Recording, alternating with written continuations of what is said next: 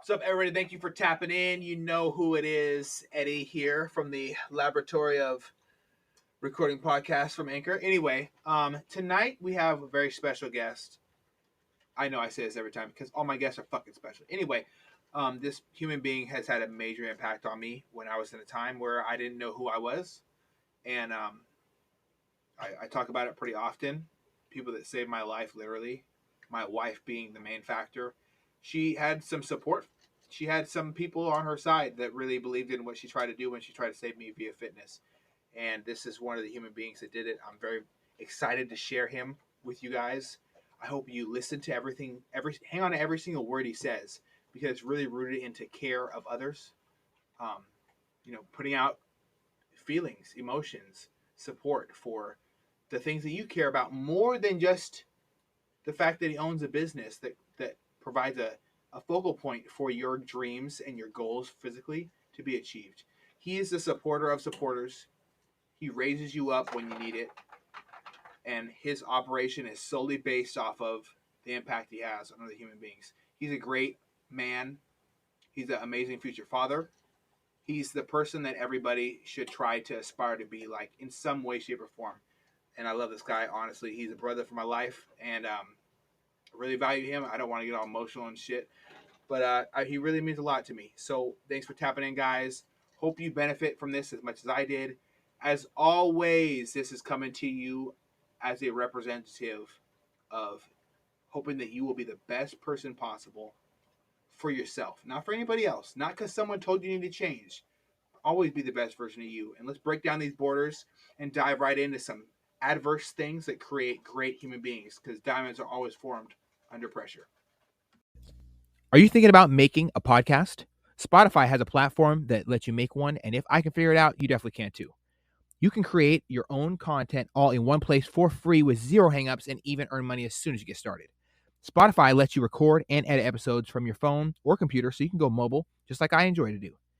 My favorite thing about it is that you can create video episodes if you wish and upload them to wherever podcasts are heard. You can even set up subscriptions, or if you're like me, listener support options for listeners to help you grow. I 10 out of 10 recommend the Spotify for Podcasters app. Or, why don't you just step over to www.spotify.com/podcasters to get started on your own podcast. In this thing and talk? No, you're just talking right here, man. It's already started. So I was going to let it roll just like Joe does. And Joe Rogie. All right. Well, thanks for taking the time to sit down, man. I really appreciate it. Dude, absolutely. I'm excited, man. Thanks for having me. Yeah.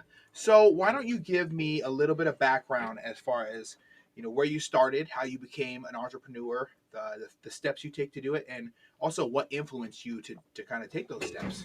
Yeah. So that's a lot of things go into answering that question. So what was part one of that?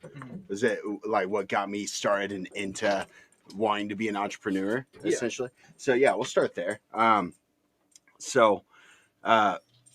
was always an entrepreneur. Like as a young kid, it started with football cards and baseball cards, and trading those with kids on the playground. I would go and memorize every freaking stat. I was a huge football fan growing up. I was never very good at baseball, but I freaking loved football, and I tried to do baseball, but was really passionate about sports from a really young age, and so got my first deck of baseball cards and was like just hooked. I was like, these are super cool, collecting those, and a lot of those were really inspirational to me. I'd say more so on the football side, like Ray Lewis and Junior Seau. Ray Lewis.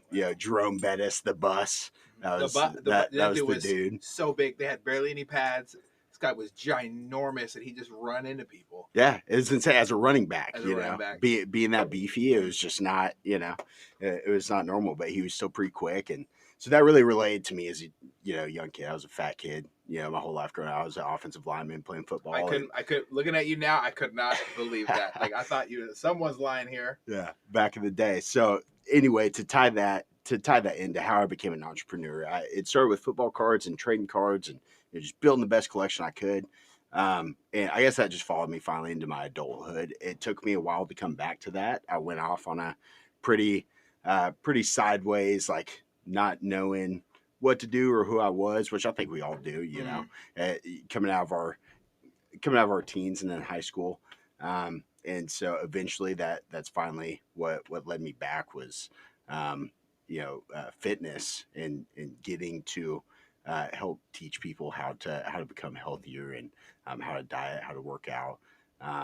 And so, yeah, that's really what drives me. It's a combination of both getting to help people. Of course, I love making money.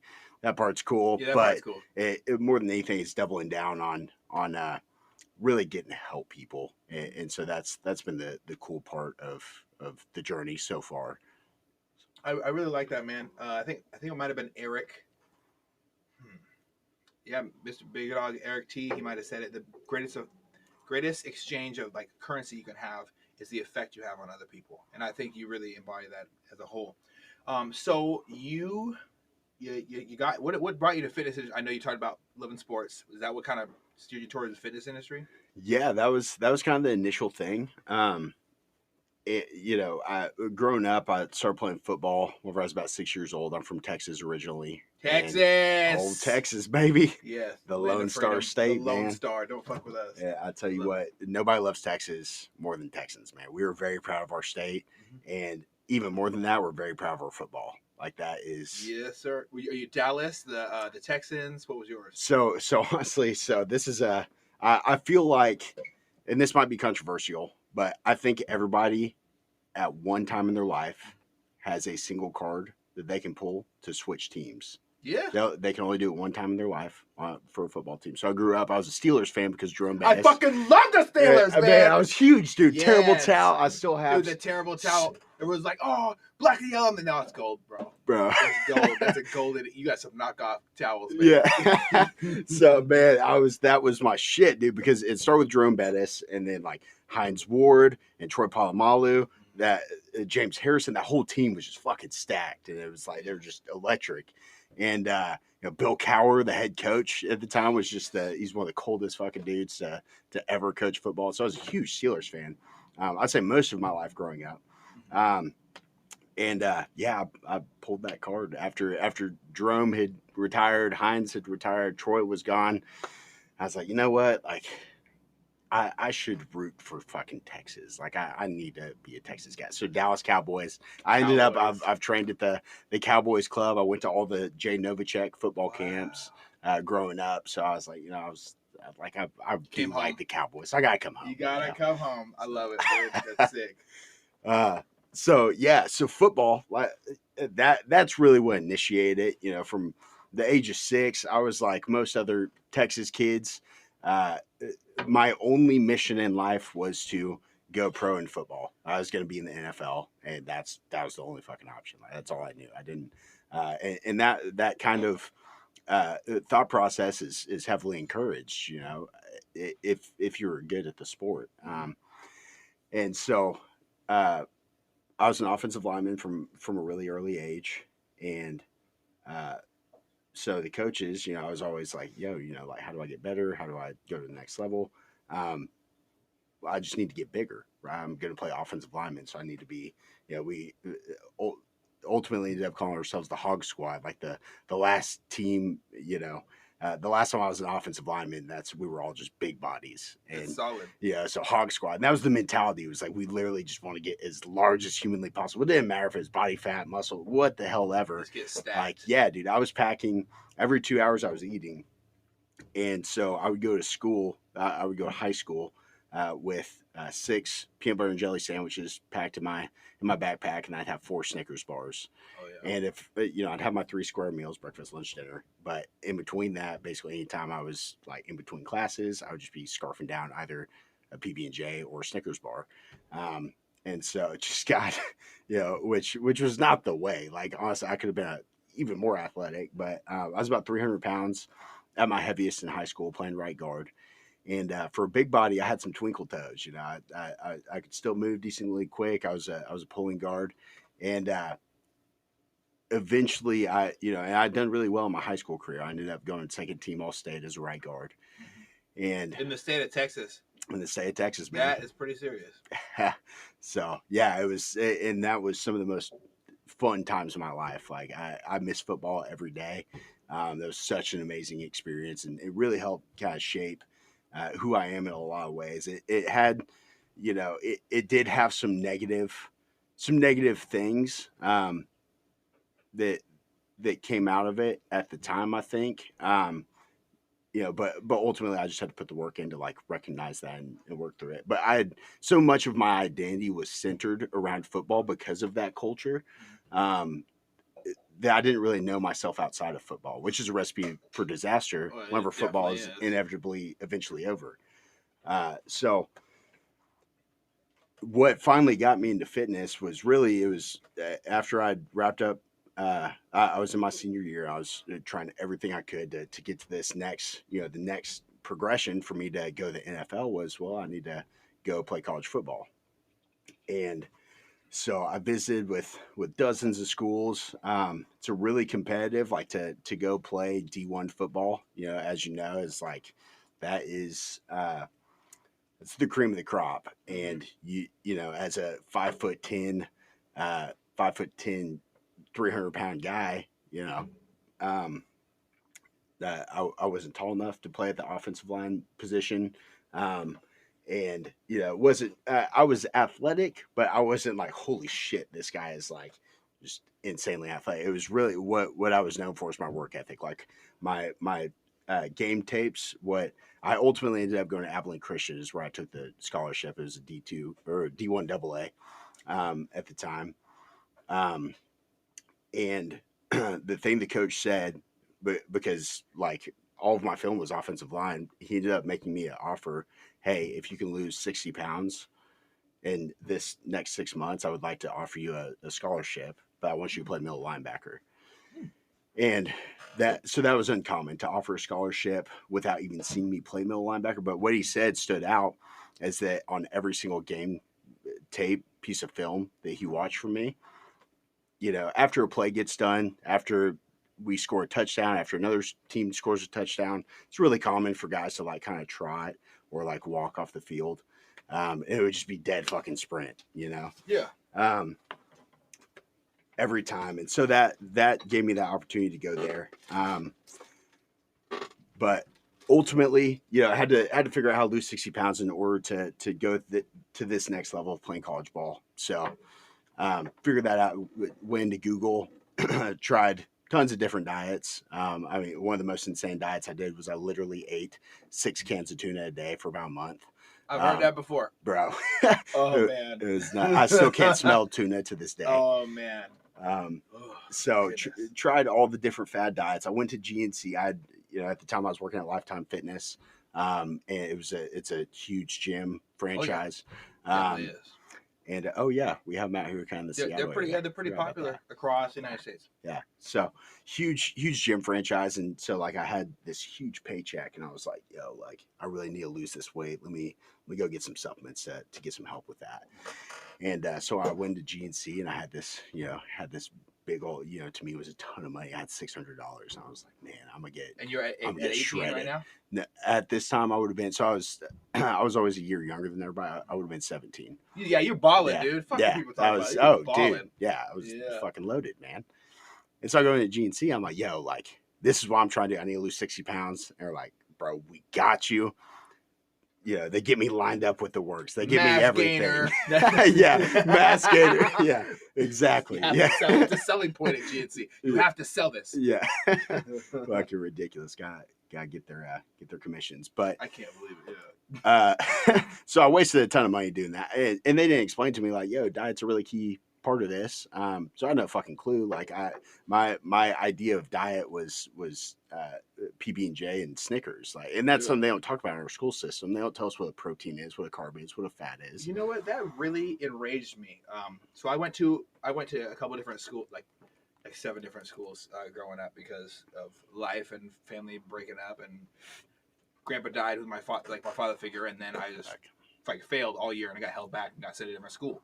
And I couldn't keep up with the amount of, I went to Maplewood Elementary. You had to win a raffle to get into the school. Like, oh, seriously? It's a really serious school. Like a high-end, kind of like a private school? It's I would kind of call it like a private community school because they'll take you to field trips where you go to the Supreme Court and learn about how that system works. You go and meet congressmen and women. Some bougie stuff. You meet a couple different people. Like you all go on buses. Like it's a parent-teacher co-op. So the Mhm. parents would volunteer.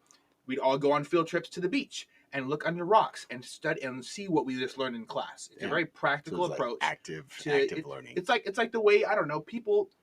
If you had a learning disability, you wouldn't at this school. Dude, yeah, I wish more schools did that. They'll That take you out there and sounds they'll actually really force you badass. into the system of how things work. So I know how the political system is supposed to work, and I know when I'm looking at some bullshit. Yeah. I know what it looks like to see a science project, and I test experiments throughout my day, randomly. Like, oh, well, I wonder what's gonna happen if I say this to my wife, and oh shit, I pissed her off. Damn it. Okay, well, now it's a failed experiment to say something funny or flirty or catchy, and it was just ended up being like a bad, embarrassing moment, right? So Yeah.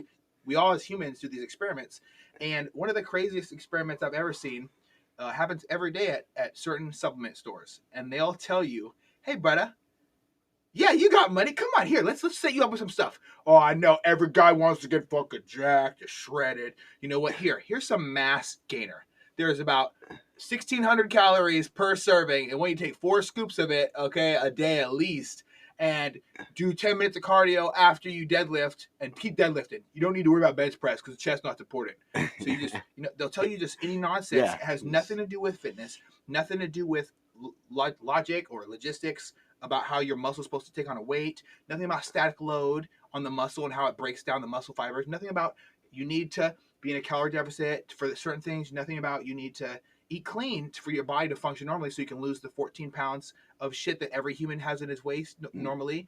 And like Total Nutrition got some detox shit. I take it. Yeah. Every few months I detox. Make sure you have to. Yeah. But yeah, it's yeah, just depending on what bullshit your there. diet is. But yeah, and it's, I don't want to say this is all GNCs either. Like, if there is anybody that works at GNC or that knows of a GNC that's like, yo, like I haven't had that experience. Well, I'm like happy that's for them, not for real. all GNCs. Yeah. Seriously. Yeah. But that is the majority of them. It's just it's the business model and a lack of training in their employees and putting a focus on that point.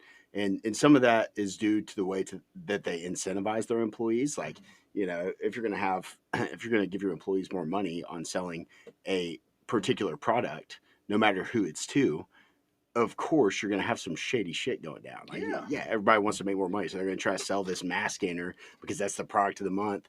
They're going to try to sell it to everybody, whether they're trying to build muscle or burn body fat or just trying to be healthier. So that is the unfortunate piece of it. But yeah, there's so much more that goes into it than, like, honestly, supplements are the last fucking piece. Yeah, that's the least important. They help, but they're, it's gonna be your nutrition, your workouts. Yes, sir. It's like, I want to compare it pretty easily to, you're doing a puzzle piece. You're doing a bunch of puzzles, right, with your family on game night or whatever. Because I know a lot of families do stuff like that. I think it's awesome. You have to have a good family structure. I always drop a piece. And my sister, my mom, my stepdad, they always knocked a piece on the ground. And I didn't even wait till the end. We got down to like last 10 pieces. I look on the ground, there's a piece right there. That missing piece is supplementation, and it comes into play in the right areas with, as far as, making sure your hormones are on point, making sure that you're not having any bad side effects if you're taking some questionable things, making sure that your liver is resetting after. If you binge drink for 3 months, like 3 months out of the year, if you binge drink, taking liver support, it really does help. And, putting new enzymes and new things in your body that you don't normally have, BCAAs, EAAs. A lot of people go on these crazy fad diets and they lose these things they need to, function, heal, anything, sleep good, even. Fuck. Yeah. It's just like a normal day to day and processes you are now lacking in because you were trying to do this crazy flip your life upside down insane diet that you read online. And that's really what, like you said, that it's the last piece. It's a component that if your diet and your workouts are proper and your recovery is proper, if we add in supplementation, it's going to help expedite your progress. It's going to help you get more out of the time, energy, and effort that you're putting in. So what we do is, and what I learned from my experience, why I'm so passionate about it is, so ultimately I went to GNC, 17-year-old kid, fat as hell, first paycheck, blew it on about $500 worth of stuff. Didn't see anything happen. Of course, I was like, man, supplements are fucking bullshit. Like, Yeah. fuck this, And so Better find some juice. yeah, for real. Yeah, time to go next level. Next level. So that's after that experience. I went in and I was like, you know what, I'm not going to take supplements at all. Like, I'm fucking done with supplements. And that was like my initial thought process. I got into, really trying all these crazy diets. That's where I did the keto, the all tuna diets. I did fasting, and some of those diets are good tools for short term time frames. But ultimately, what it came down to was like having a balanced lifestyle, doing the proper training, recovering. So that's what we preach at Total Nutrition, and that's really the mission, is to help save people hours and hours of bullshit and wasting their time on these fad diets, messing up their energy levels, jacking up their metabolism, um, wasting money on supplements that they don't need. I can't tell you how many times I've had people come in that, just that for this Linwood location specifically, we have 7 stores, but this Linwood location is placed directly across the street from LA Fitness. So we have tons of people that will come in. They're like, yo, I just got a gym membership yesterday. I'm just getting started in the gym. Like, I really want to burn body fat. Can you tell me about fat burners? It's like, dude, that's the last fucking thing you need right now. Yes, Yeah. Like, you're just getting started, man. Like, you don't need a fat burner. Your metabolism's about to get amped up just from adding in these workouts. Let me ask you, do you know what you're couch potato for the last year during Rona? Exactly. Just getting up and going to the gym is about to solve so many issues. If I can just get that person starting to go into the gym, drinking a gallon of water, and fuck, that's really it. If we just get them doing those 2 things, they're gonna see good shit happen. So which is confusing because didn't Planet Fitness ban the whole? You can't have a gallon water bottle jug. Yeah, I drink like 1.5 to 3 of those, depending on what point of my prep I'm in a day. Yeah. On top of if I'm in off season and I want a Gatorade, or if I want to drink a beer as my cheat meal on the weekend, or if I want a whiskey and Diet Coke after a fucking shitty 2 weeks of work, like I really have to take this into consideration. How many times I pee a day? Yeah. So Hydration's key, man. It's crazy how much just hydration, fixes so many things and helps our bodies. That's absolutely one of the biggest components. So how do you deal with somebody when they? So like, I'm just going to give you a couple of experiences I've had for my time, just being a part of the Total Nutrition team. I've had people walk in or walked up to me at the gym, say, "Hey, I've seen that shirt somewhere. Where's that shirt at?" And I said, "Well, it's right across the way, right there, brother, over there at Total Nutrition Linwood. They've been taking care of me for 2 years. Why did I stand out? Do you want to like chat about something?" And I'll take time out of my workout to make sure this person understands, that I don't come from selling points. I think it's bullshit to try to sell somebody something that they already have in the potential for in them, but more to guide them in the direction they're trying to go. So I'll talk to them. Hey, is this what you're doing? What's your physical goals? Like, and it always comes down to this almost eye-watering thing. Like, I don't like who I am in the mirror, and I'm like, hey, whoa, keep it together, okay? Everybody hits that point in their life at some time. Yep. Said, why don't you let me know when you're done with your workout? I'm gonna rush and finish mine, and I'm gonna wait for you, and we'll walk over there together, and we're gonna talk to some of my people that take care of me. So I walk over, and I introduce this person who I just had a lengthy conversation about why they hate themselves and how depressed they are because they're not happy with their body, and I walk them over. I talk to Carlos or whoever's on the spot at the time, and we get into the point where they're almost breaking down again. I said, okay, how about this? How about instead of being upset about, let's focus on what your current goal is, whatever your current goal is, and let's try to help you find a way to get there. And so that's where it always starts with everybody I run into. But a big issue I have with people is they don't believe that it's just as simple as doing the work. Like there has to be some secret. The secret is within every single person I run into. Everyone already takes the first step of saying I don't like this, and it's a hard realization to come to. Sometimes it'll be at the wrong moment, and you might have some really bad depressed thoughts. Like I have people, I've walked people off the ledge who almost killed themselves by bringing them into the gym.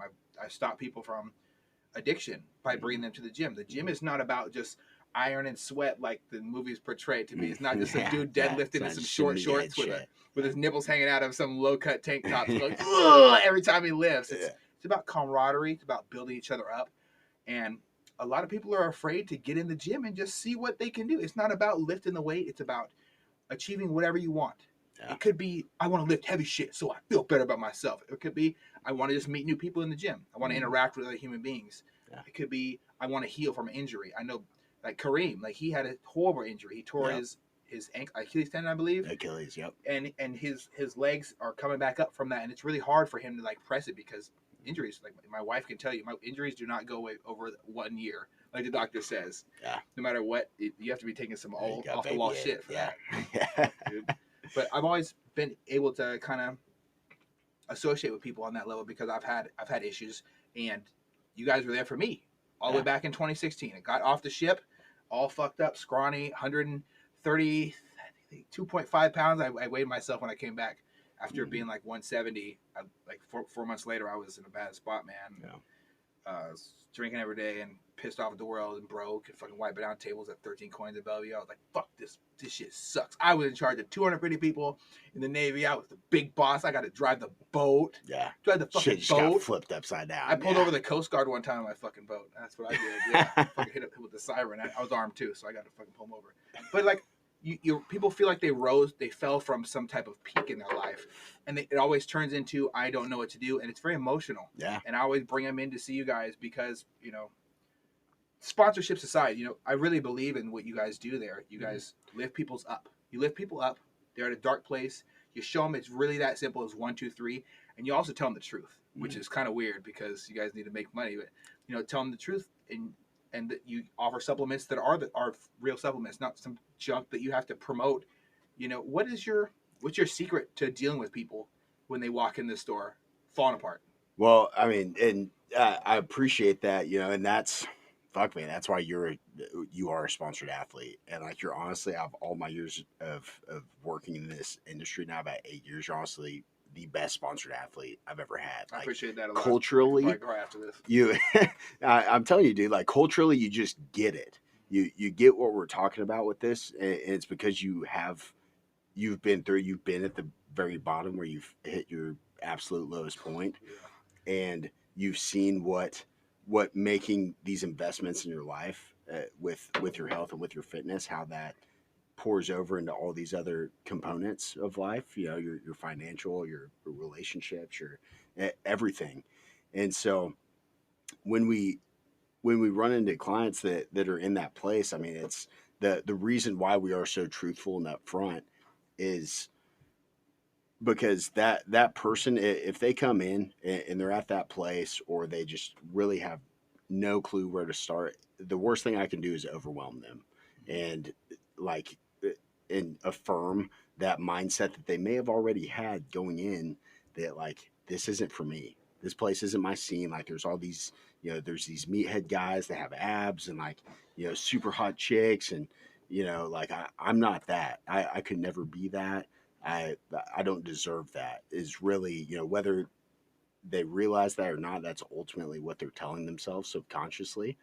So if we can welcome them in with open arms and tell them, hey, like, you don't need to financially invest. I want you to emotionally and physically invest here initially, but let me help you get the most out of that investment and the time that you're putting in, and give you a program that is going to help simplify that process. And then from there, we'll incrementally keep building.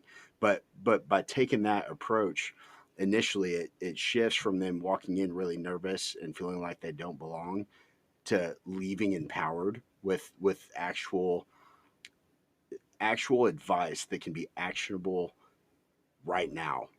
That day, right then, they can leave the store. I can't tell you how many people I've instructed to just, hey, as soon as you leave here right now, there's a gas station located right here. Whatever market I'm in, whatever city I'm in, there's always a gas station I have just fucking the back of my head. I'm like, I need a gas station sponsorship. Like these fucking gas stations. They better start paying you. I'll press them. Okay. Yeah. I'll start pressing people. Yeah, bro. Yeah, I need a free Chevron card. Show in the middle of the night. Listen, you better pay this motherfucker.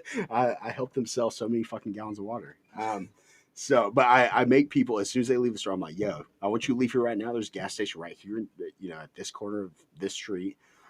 You're going to go get a gallon of water. Depending on the time of day, if it's like 2 p.m., and depending on the individual, if I feel like they're ready for that, you're like, yo, look, I know it's 2 p.m. And like you said, you go to sleep at 9 p.m., I want you to chug that fucking gallon of water today. Yeah. You're going to piss your brains out. It's going to be okay. You're going to feel brand new when you wake up, though. Yeah, you're going to feel amazing tomorrow. I'm telling you, dude, if you Yeah. just do that for a week, I want you to just drink a gallon of water every day for a week. Come back and see me. Let's talk. And people, a lot of people, because it's so simple and it is actionable and immediate, that people are like, okay, fuck, I can do this for 7 days. They'll come back in 7 days later. They're like, dude, like my energy feels amazing. I didn't even know I could feel like this. And that's literally just from drinking a gallon of fucking water, So, but like, that's everything that we do is with those types of people is we want to make it as simple as possible and not overwhelming and let them know that we're there to help walk them through those steps.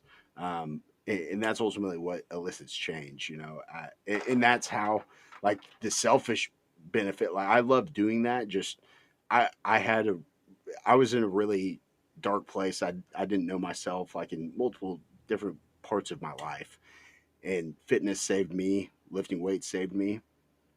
And so that's my passion is getting to do that for somebody else and seeing them transform mentally and physically over the course of 6 months or a year is like, there's nothing fucking better. I used to cry really hard. I used to get in my car afterwards, and I used to see people after interacting with them all day. Because me, like, when I'm not working a lot, I spend my time trying to invest in other people. And, sometimes my wife gets the short end of the stick in that, and I feel like terrible. I'm trying to make up for it throughout the rest of my life. But I spent like 2 years completely hard earned and focused on helping every single person around me elevate themselves to a point where not just I had a name for myself, but I had a foothold in these people's lives to where I can look at somebody and tell what's wrong. And I have a community based off around me, not my name, but just what I represent as a human being. And that effect I have on people is really important to me. Yeah. And I always want to continue that.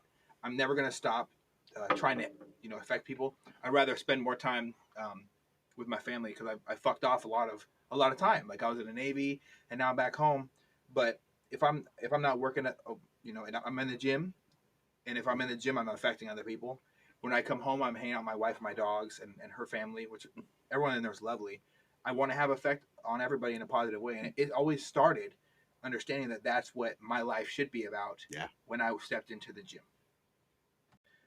So it was super important to me to, I can describe a couple right now for you.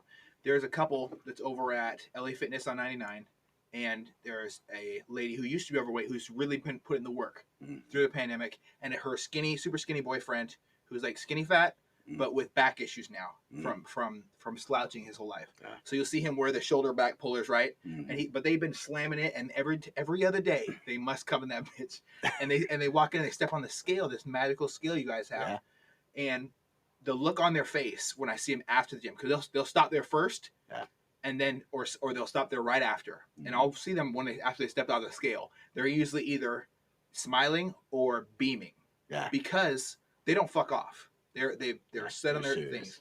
I've had a lot of conversation with them way back to 2017, and this is the same couple going there every single day. I've always talked to them every time I see them there. I don't go to that gym anymore, but I still love this group, this little couple of people, because she was so intent on being happy with her body, and he was so intent on being happy with their body, and they kind of opened up to me when I was stopping by TN, and they explained that what their goals were, and I was like, okay, this is what you need to do. You need to get this product, get this product. You do not need this product. You do not need this product, because they told me, oh, I know I got to do GNC and get this. The guy told me there, and I said, can I ask you a question? It's an honest question. And I'm going to ask you this about your trainer that I saw you guys working with earlier. Did he he or she look like they're supposed to be telling you what to do about fitness? The golden question. Yeah. And they're like, oh. And I said, I'm not trying to be judgmental about someone else's physique, but I want to let you know that if somebody really cares about their body, I want you to listen to that person versus someone who kind of cares about their body, not really gives a fuck, and just has a bunch of information up here. Your mind is not your most powerful weapon. Your whole body is. And when you have somebody who's in great shape with the knowledge, you should probably take their advice, because there's a lot of false prophets out there. Yeah, it's not even a shallow thing, and that's like it has nothing to do with just that. It's the fact of, if that individual really is going to be able to help you, Mhm. they should care enough and love themselves enough to be doing the things. Like if they're going to be giving advice on this thing, they need to be fucking doing it. Like they Be need an to be living example. the lifestyle and being a beacon uh, of motivation. Like not that everybody needs to be like six pack shred. Like I'm definitely not that, but Me either. like you need to at least give a damn about your nutrition, about workouts to be able to tell somebody, exactly what to do and to give them knowledgeable information. And to, yeah, so Yeah, nothing man. shallow about that at all. I think if anything shallow,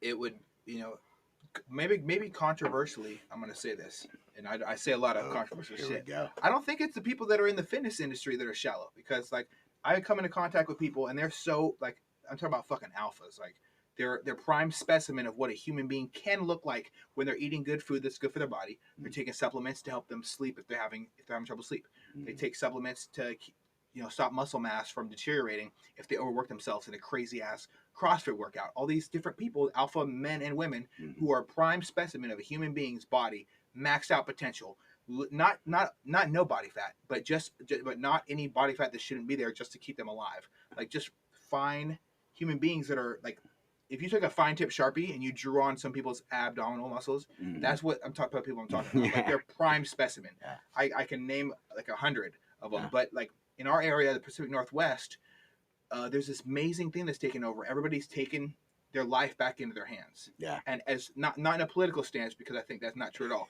but in like a physical stance of, I'm gonna be healthy. Yeah. I don't want to look like my mom. I don't want my grandpa. I don't at my age. Yeah. I don't want to look like this age. And it's this weird thing that's trickling down, especially I've noticed it most in the Asian community. It's amazing. There's this fad of fitness and of health and taking care of yourself and having pride in the body you have and empowering yourself and being disciplined and confident. And I think it spells, kind of like you said earlier, into every single avenue of your life.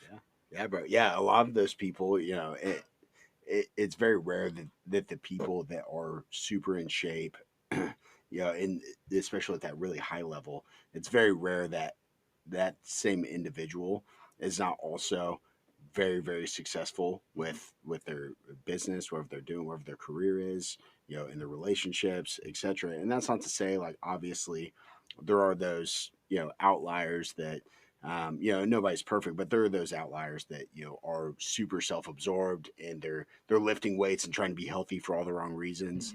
Um, but the reality is that the level of discipline that it requires to achieve that kind of physique pours out. You have to, whenever you're that disciplined with just when you wake up and making yourself go to the gym, like at 4 a.m. in the morning, whatever the schedule is, like if you're forcing yourself to do these really difficult things day in and day out, or to get under a 400-pound squat, your mind is getting so callous and strong that when it comes time, you're at work and it's like, damn, do I want to procrastinate this project that is due next week and just do it the day before, or do I want to fucking blow this thing out of the water and max it out? Do I want to go as hard as I can possibly go? And that's whenever that's a daily routine that you're in the gym, you're kicking your ass, you have your meals planned out, you become a very high functioning human being in all of these other aspects. So that's really that's the cool part about fitness. I think, like for me initially it was, well, let me lose weight so I can play football. And then it was like, oh, cool. Like, I'm playing football now and I lost weight. So like more girls are giving me their phone number. Like this is fucking awesome. Like, and that's all I cared about. But now in hindsight, like the looks are cool. Whatever. That's the least beneficial part of it now. I Like think it's more of like a, if you look at your skin and you get a cut that's pretty superficial, it's way on the outside of the skin. I think that's like kind of what those looks are. It's just, it can like I get more looks of like, how the fuck did this guy get so big since last time I saw him? And I'm like, I always try to humble myself because that ego can kill you. Yeah. Oh fuck, yeah, dude. Yeah, ego's a dangerous thing for sure. But yeah, I mean, at the same time, you gotta be proud. Like, yes, like hell yeah, hey, thanks, man. I've been busting my ass in the gym, and that's again, that's where you are such a great athlete because you're gonna shoot them straight and be like, yeah, dude, like, hey, I appreciate it, thanks, man. This is what I did. It wasn't fucking easy, but like anybody can do it. You know, that this is where I started.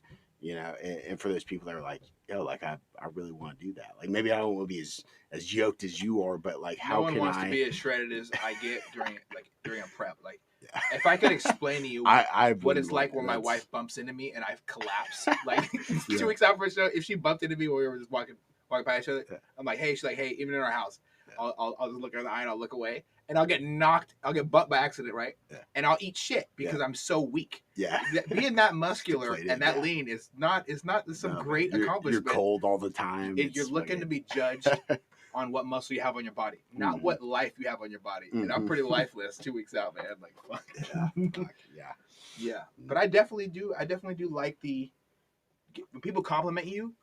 It's something special to me because I didn't get that a lot as a child. I was bullied a lot in school until I started being violent, and I'm not like happy about being a violent person. I really try to work on it, and fitness does help with that. Mhm. If there's anybody listening, you having some serious mental issues with being a violent motherfucker, you go pick up some weight, Yeah, dude. pick up some heavy shit, put it back down, and pick it up again. And you won't be mad anymore. You'll be tired. Yeah, exactly. Yeah, you Yeah. get all that shit out, take it on the weights. Mhm. Yeah, but yeah, and fucking same, man. Like, I had some pretty bad anger issues as a young kid too, and absolutely 110%. It's crazy thinking back.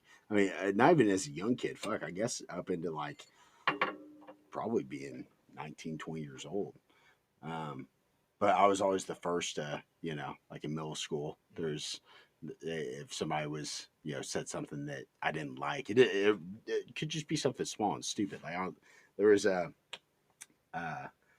one time we were walking back. My middle school was like in this neighborhood, or my middle school was right behind the neighborhood that I lived in, and like so we had this group of friends that we would all walk from the school back to the neighborhood, back to our houses. And it's called Cypress Point 2. There's Cypress Point 1 and 2. And I was Cypress Point 2. That was the fucking squad. And there's always like this little rivalry between Cypress Point 2 and Cypress Point 1. Mm-hmm. And we were walking back from school, and I was in the 7th grade at the time. And one of the 8th graders was like riding his bike, and we were all walking. And he had like yelled. It was stupid. Like we were in middle school, right? Like it was completely incoherent. But he must have just learned the word or some shit. But he called this girl that was in the Cypress Point 1 group. Her name was Ashley, and Ashley was like she's like the little sister of the whole group. And she was like, it's so you know, kind of important to have those little sisters. Yeah, man. Like we protect her. She was kind of nerdy. Like she wore glasses. She was a little chubby. She's in your community. You got to protect your members of the community. Yeah, exactly. Well, this 8th grader was, you know, riding his bike up behind us, and there was a group of like 5 of us, and he just yelled out to her. He called her a MILF, right? Which doesn't even make sense. Like it's an 8th grader. He's just like, oh, hey, MILF. Like he must have just learned it, right? Yeah. Like it was stupid. It was completely incoherent. I don't think he was getting away with that though. And I didn't even I was in 7th grade. I didn't even know what it meant, but I could tell from the way he said it. I was like, that's fucked up. Like I didn't like that. And so I had to challenge him to throw down like right there as we entered Cypress Point 2. I was like, where my hood? Like, let's go, dude. Like, you don't do that shit on my turf. Yeah. You know? but like my whole life, I was just always any opportunity, not my whole life, but up until I was about 19, I was just an angry kid.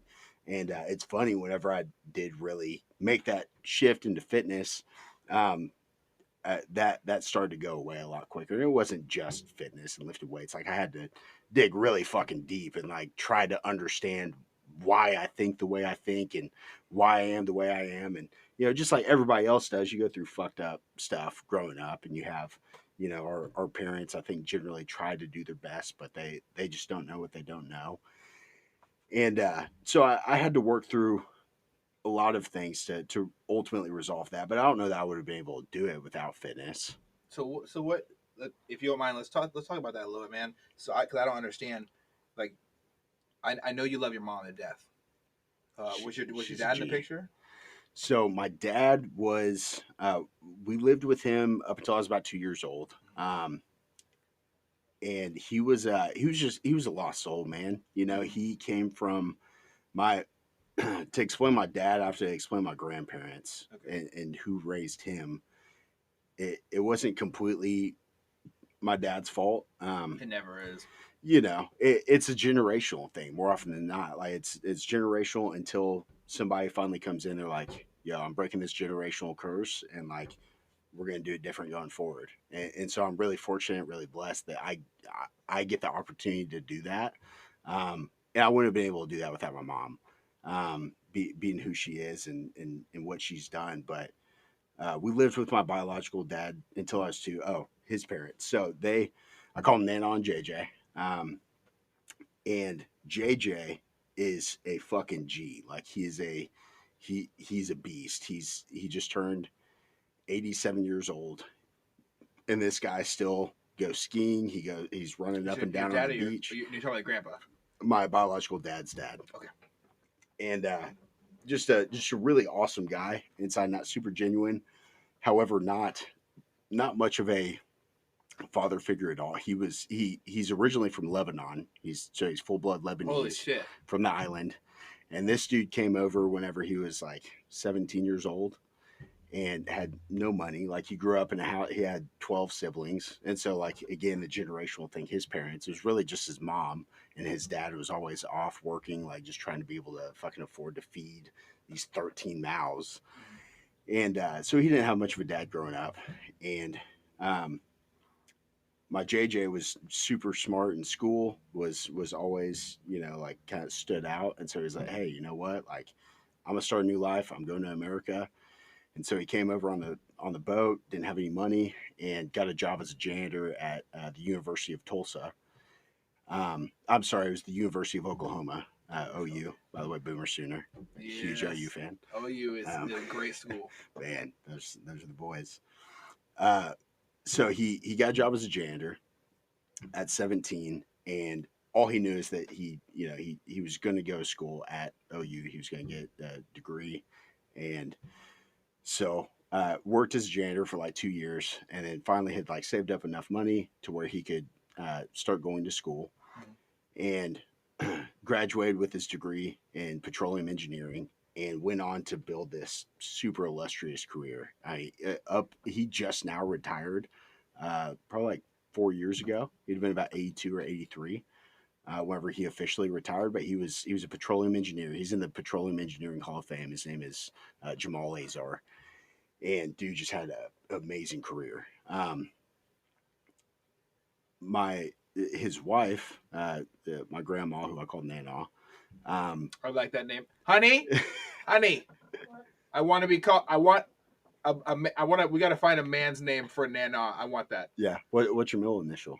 L. Maybe EL. EL. Be kind of same thing. EL and Nana. Call me EL and Nana. I think that's awesome, man. Yeah. Yeah. I'd never. Yeah. JJ is just his initials. I'd never fucking heard that for a grandparent name. But I say he's a G. He just does whatever the fuck he wants to. Yeah. So only JJ can get away with it. And Eddie Lowry. Like, yeah. Eddie can get away with that. So my Nana was a. And this was like they had got linked up. They've been married. I can't even remember the years. It's something stupid, like 60 years. This was back in, gosh, it would have been like, I don't know, 1960, 1950, somewhere in that time frame. You know, where it was like pretty strong, tough years. 20 years after World War II. You know. Yeah. It was like, those Americans were bred different back then, dude. They're hardcore. Backbone. Yeah, it's just fun. It's no bullshit. Like, you just do the things. You know, there's no whine about. But there, with the relationship setting too. Like, also that was like there was a lot of pressure to get married like really quickly, and whatever. Like it was just different, and like it was known that. Or I guess it was culture essentially that the wife would just serve the husband, right? Like the wife generally wouldn't work. She would like take her. I'm glad that's kind of been kicked. I'm glad people need to pave their own fucking way. Yeah, like, it needs to be a partnership. Yeah, man. Like I think one of the biggest insults because my wife runs her own business, right? And she has like a season where she's on and off season, just like bodybuilding. If you compete every once a year, right, for a pro show, like if you're going for the fucking gusto. She spends all year preparing for her season, right? So when her season comes around, right, and I'll hear comments or people. I hear people ask questions to her, and she's so well poised. I'm not well poised. I wish if I had any of the well poisedness she has, I would be well poised as well, but I'm not. So I'll hear people say, you know what? Oh, well, what, can you come out? Like on our inner season, it's like, no, I got work to do, man. It's like, you're a stay at home wife, and she's like, I'm like, and I want to just grab whoever said that. I just want to grab him and choke him, and not like you have no not fucking not clue. really, not really. I just want to like not kneel on their neck, but like I want to like choke this motherfucker out, and so they can wake up and I can explain to them, hey, you listen, you fuck. Do you know what the fuck she does on a daily basis? Like it doesn't work like that. It does not work like that. There is no such thing. If you're a stay at home mom in this day and age, I have to speak to you and learn this. I don't understand. Like what? Because I don't get it. My wife is a grinder, dude. 365 days a year, she's doing shit. I've never heard her say once, I'm just gonna not do shit today. Yeah. The Bruno Mars song, not a thing. Yeah. Ever.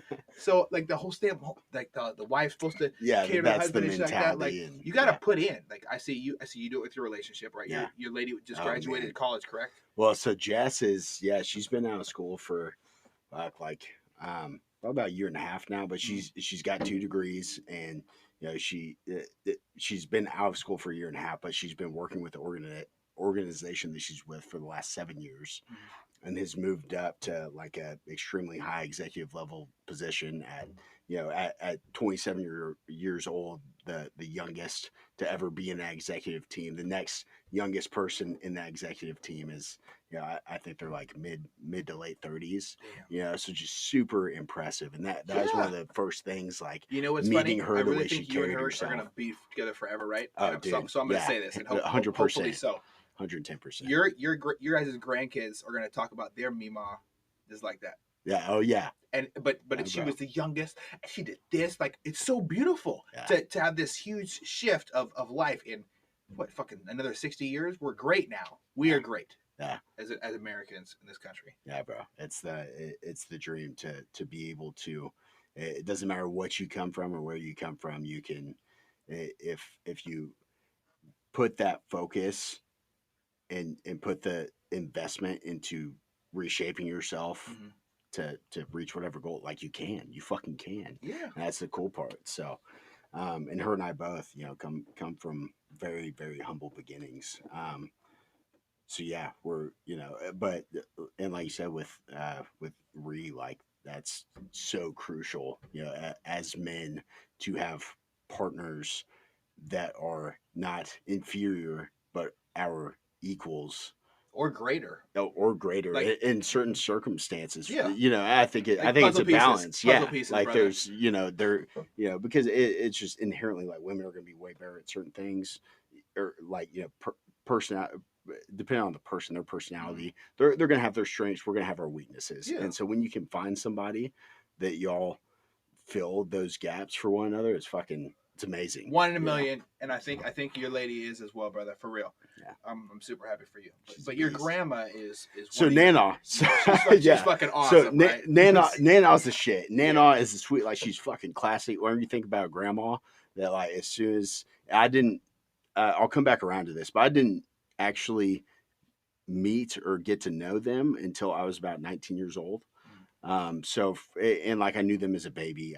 Obviously I don't remember that. So from like the age of 2 to 19, I had no clue who they were. But like, knowing her now, and I'm super glad I got to meet them whenever I did.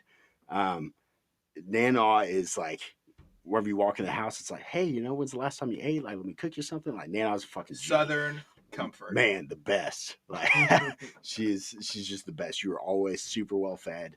But Nana was built to be a housewife. That was her only goal in life growing up. And she grew up in a farm where her dad was the farmer, rancher, and her mom was the housewife. And it was the same thing. It was generational, right? And so Nana was very what, I can't even think of the right word for this, but she was docile when she didn't do anything unless JJ told her to do it. She was subordinate. She very submissive. Yes. And she was okay with that. She was totally happy with that. And I think she's lived a really great life. But JJ was gone most of the time because he was off being like this super, Hall of Fame petroleum engineer and like traveling all over the world. And he was making a lot of money. Like, they were very financially well off. That's good. which was, I'm sure great upbringing. However, there was never really any real parenting going on. So it Oh was my dad and his brother Scott, and Scott ended up, he's also now a petroleum engineer, does extremely well for himself, married another petroleum engineer, Oh God, and there's a they're bunch of just like, bunch of jelly oil everywhere. oh man, yeah, they our family knows oil, for the Azars, and my dad just didn't, he never was disciplined. He was never taught lessons. So I think he was forced to try to learn things on his own, and he didn't have the resources, or didn't go and seek out the right resources. Damn, Anytime there's a problem, they would just throw money at it. So Jesus, that sounds like the government. yeah, yeah, just give you a Yeah, handout and hope for the we need to best. raise taxes. But you know what? I always tell people, if when a child doesn't have any discipline, they're gonna make every single possible anti-discipline decision. And it's kind of like, I'm gonna say this because Rhiannon has seen you bowl. It's just why don't bowl against him if he asks you to go bowling. You will fucking lose. You'll regret it. Just like Yo. bowling for the first time without those little side guards up, where they pull out The bumpers. bring out the hook, pull up the bumpers for the 3-year-old, right? It's just like kind of that, and then you're gonna fall in the gutter every time. Oh yeah, and it sucks. yeah, and that's okay. You got Yeah. to. You gotta fall in the fucking gutter. But if you fall in the gutter enough times, it should be like, oh fuck, like, I'm not knocking down any pins. The point of this game is to knock down pins. Maybe I should learn how to not fall in the fucking gutter. And like that, that's initial psychology, and like how you should think. But I think it's hard for some people. Like that's what did it for me eventually. Was I'd hit the gutter enough times, I was like, yo, fuck, I gotta figure out a different way. But I don't know what it is or why certain people don't do that. But I think for my dad's particular situation is every time he hit the gutter, it was like, yo, here, it's good, man. Like, we'll knock all the pins down for you. Here's $100,000. Like, let's fix this thing. So it wasn't literally That might sound good, but it's bad. It's terrible. It was fucking terrible. And so my dad was just he was a child. He was a grown man, but he was a child. And so he was 29 whenever I was born. My mom was 18. So I mean, just that puts in perspective. Like, like, I can't imagine. I'm 27 right now. I can't imagine, trying to hook up with an 18-year-old. And like, they were dating. They'd been together for, I don't know, for probably 8 months. It was an accidental thing for sure. But it I'd come about, and my mom was super young, didn't even know who she was. She had a really tough upbringing as well. Like, it was she had like a really polarized parent, or relationship with her parents. So her dad was kind of similar to my JJ. He was really financially successful. He's a Vietnam vet, and my papa, he's one of my heroes. But he was a Vietnam vet, had lost an eye. So is my grandpa, man. Dude, it's, That's man, cool. Hearing the stories, and like just the stoicism, and like the way that those guys are built, and the shit that they saw is insane. Hearing, I don't know how anyone. I don't know how they're normal. My grandpa did end up taking his life back then, and like Shit, you almost don't hear that a lot about Vietnam vets because they're so tough as grit. But my grandpa was in special operations, dude. and he served in Vietnam. And my dad's only when he was alive, he only talked about it going to the grave once. He got this weird feeling in Macon, Georgia, every time he goes past this intersection, right, or this intersection, and it leads to a cemetery. And he finally asked his aunt, what I get these weird feelings every time I drive by there. And they said, that's where your dad's buried. Damn. And I was like, I got this cold shiver down my back. That's wild. And then he told me about his grandpa serving in the military and taking his own life. And I was like, I come from a long fucking line of military servitude. Like, I come from some American motherfuckers. Like, not type of like, oh, I'm an American, I'm gonna, like whatever the world looks at us as. But like, I come from people who want to serve other human beings. And I think that there's so many ways to serve, and you and your way of thinking serves more people than you'd ever honestly give credit to, because you're a humble person as well. The whole idea of fitness and things like that, it seems to stem from your mom, you know how great of a woman she is that you've told me about so far. But please tell me more. Yeah, yeah. So in this particular setting of me just being born, it was she didn't know who the fuck she was. My dad sure as hell didn't know who the fuck she was, and like I'm all of a sudden I'm just like this fucking I'm here now. And it's like, yo, y'all better grow the fuck up. And so my mom was told that she would never be able to get pregnant. She's battled health issues her entire life. Um, and that'll come here in a little bit too. But she was told that she would never be able to conceive, and so like I was this miracle of fucking whatever, and she was like. She knew that's what she wanted to do. She was like, "Fuck yeah, I get to be a mom," That's So so she wanted to awesome, double man. down on that, which was super cool. At this time, my biological dad he had just gotten out of the military. He was in the Air Force for 4 years. Still didn't fucking straighten him out, but like I'm sure gave him a little bit of With the discipline. you said the Air Force, I'm not surprised. Yeah. Yeah.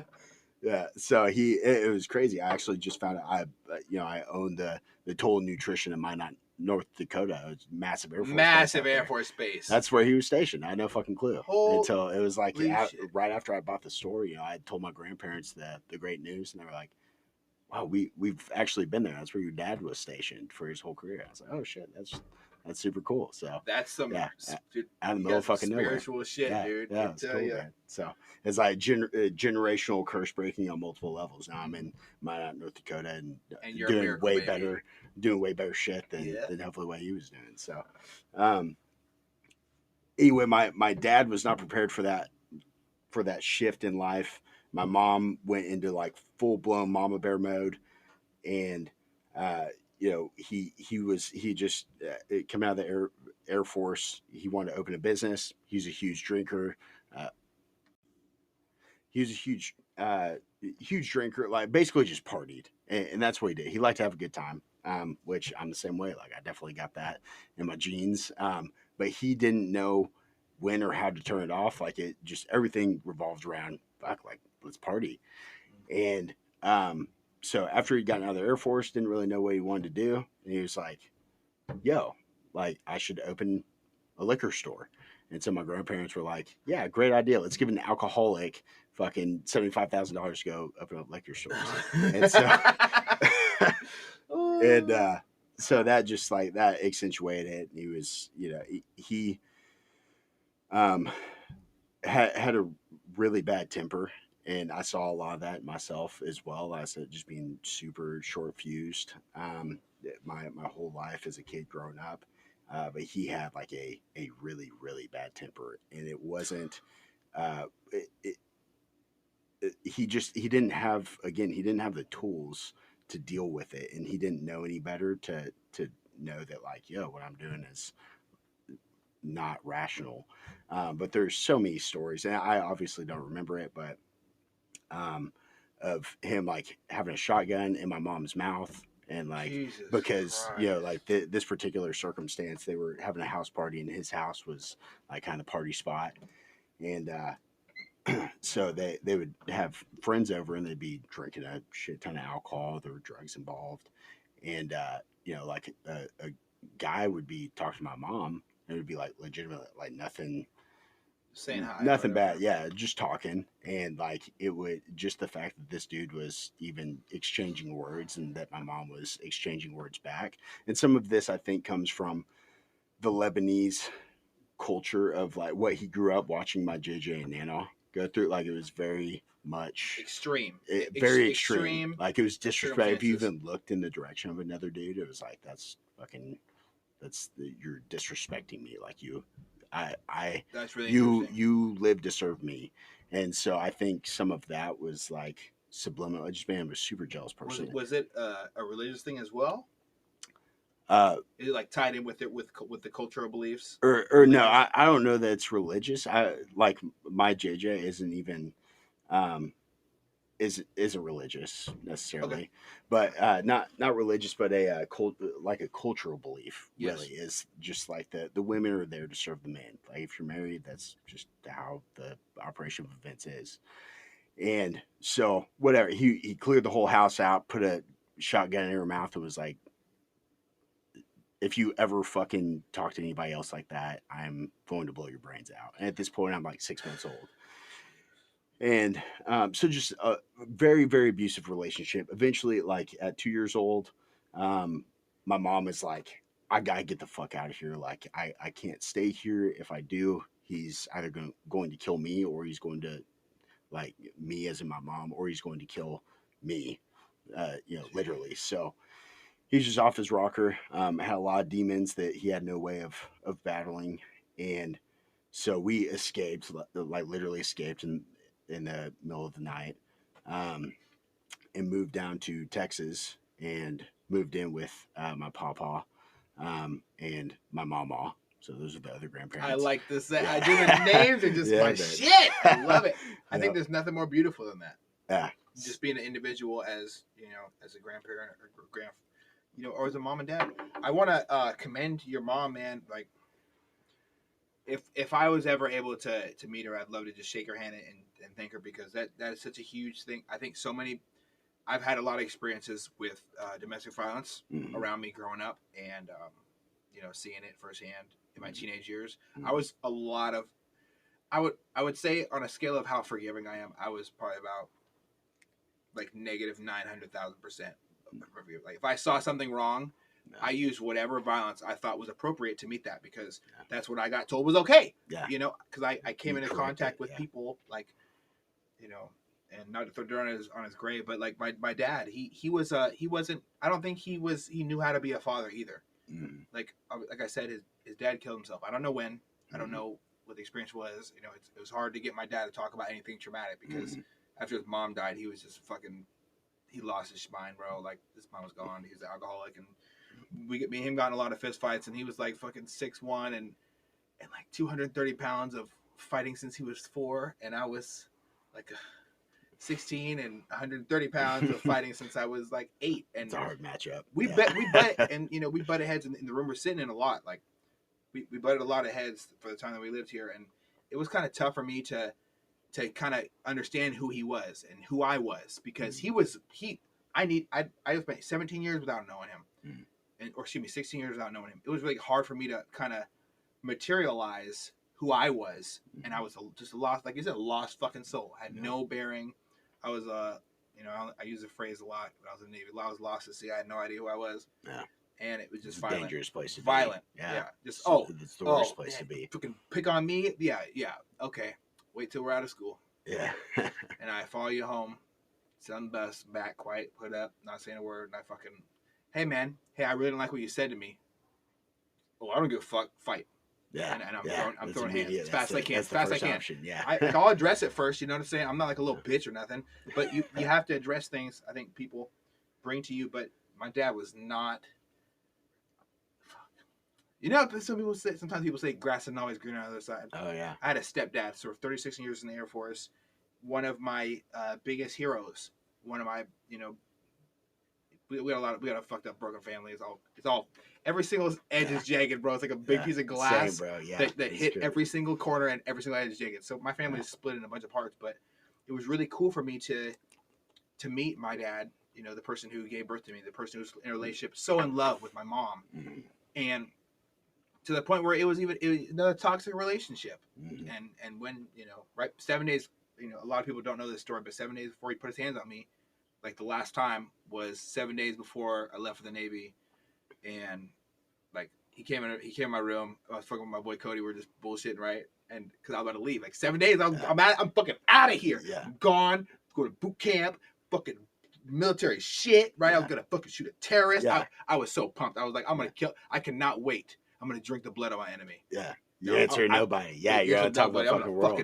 Save America. God damn it. Yeah. But we got into it, and he fucking put his arm around my throat, slammed me on my bed, and he was like, you trying to do blah blah, disrespecting me and shit.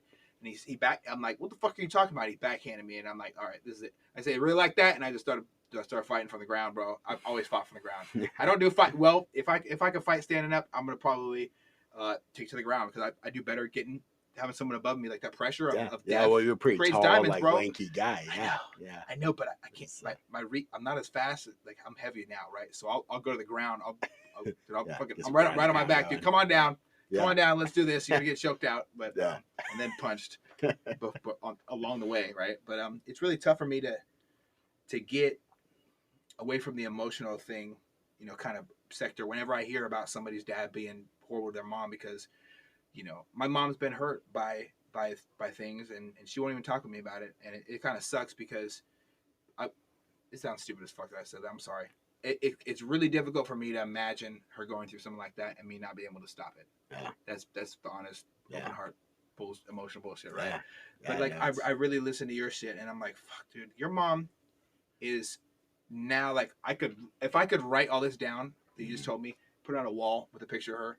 She's literally one of my heroes, bro. Yeah, bro. And that's only the tip of the iceberg. And I'll expedite the rest of the explanation of her life and like the impact that she had on me. But we left whenever I was about 2. She was like, yo, it's a really fucked up situation, and like, I don't know what the hell I'm gonna do, who I am. Like, at this point, she's 20 years old and just has a kid. She doesn't have a career. She'd gone to school she had met my biological dad while I was in school, but then she had me, and it was like, okay, like, I don't have time for school. Like, I need to take care of this child now. And so she's working and trying to take care of me and provide. And so we leave at 20 years. She's 20 years old, go to my grandparents and live with them for probably about a year so that she can get back on her feet. And then, she saves up enough money to move into her own place, and she's working 2 jobs. She's like working for a laundromat and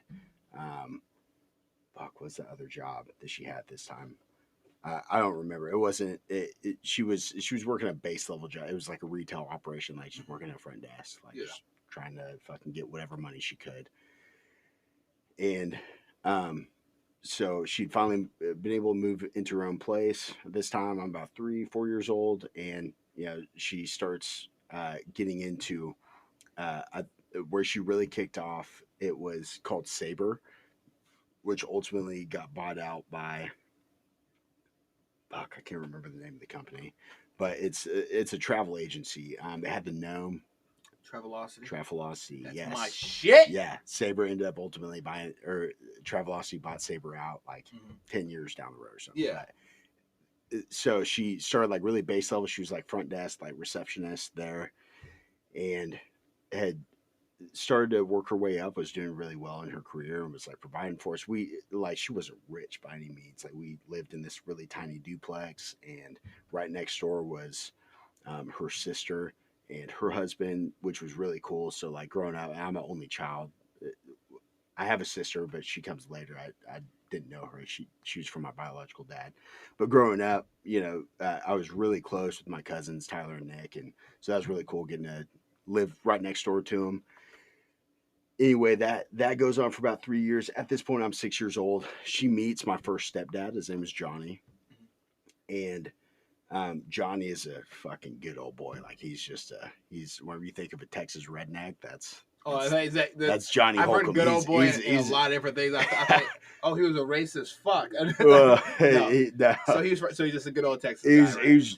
I don't know that, not literally good, but like, when you think of like fucking like hay sticking out of your mouth and redneck, like, he loved NASCAR. Is Dale Earnhardt. The only time I ever saw this man die, the only time I ever saw this man cry in my entire life, and he was my stepdad for like 9 or 10 years. The only time I ever saw him get emotional, literally in that time frame, was the night that Dale Earnhardt died. And it wasn't like it was a really sad situation. But if you knew this man's actions and how he carried himself, the other 9 years of his life, literally, this was the only day where there was an ounce of emotion show. He cried like a fucking baby, like dry heaving, sobbing. Like, it was a really big fucking deal. He had our dog. His name was Bud, after Budweiser. Yeah, because Dale Earnhardt Jr. Love it. Yeah, dude. bro. It's like, I'll tell you, it was straight redneck mode, bro. Okay.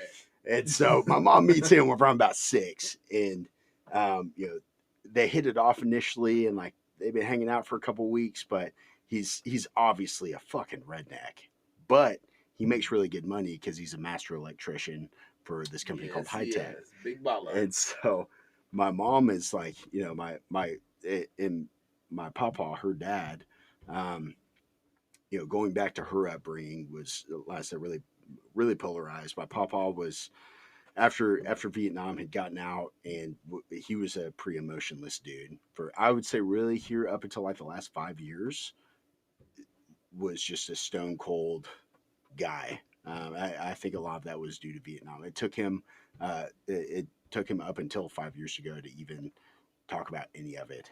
Wow. Like, and like you said, like those guys went through some really crazy shit, and so I think he, some of that was defense mechanism, but it was also just kind of the American way, the culture, and so my papa was very financially driven and like status driven. Wherever you think of like keeping up with the Joneses, Oh God, that dude, was my that is the papa. way. Like Just keep up spending with the Jones. spending more than you make, and like having to live in these really fucking nice houses, and like All about image. You're it's all very about shallow. image, very very shallow, and so and like his wife, my mama, who is one of the sweetest humans I know. Like mama is the most genuine, just beautiful soul, but she is also like, she's about status too. She cares about everybody, but status to her person, and she doesn't care what your status is, but her status to her is really important.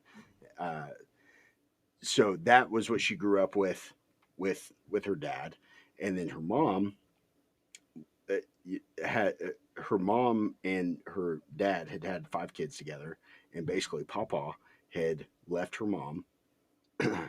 Like after he got back from Vietnam, he was like, "Hey, like this actually isn't what I want," and he married Mama like months later. It was like 4 months later, and Mama was like this beauty queen. It was like, Superstar. she was a fox, right?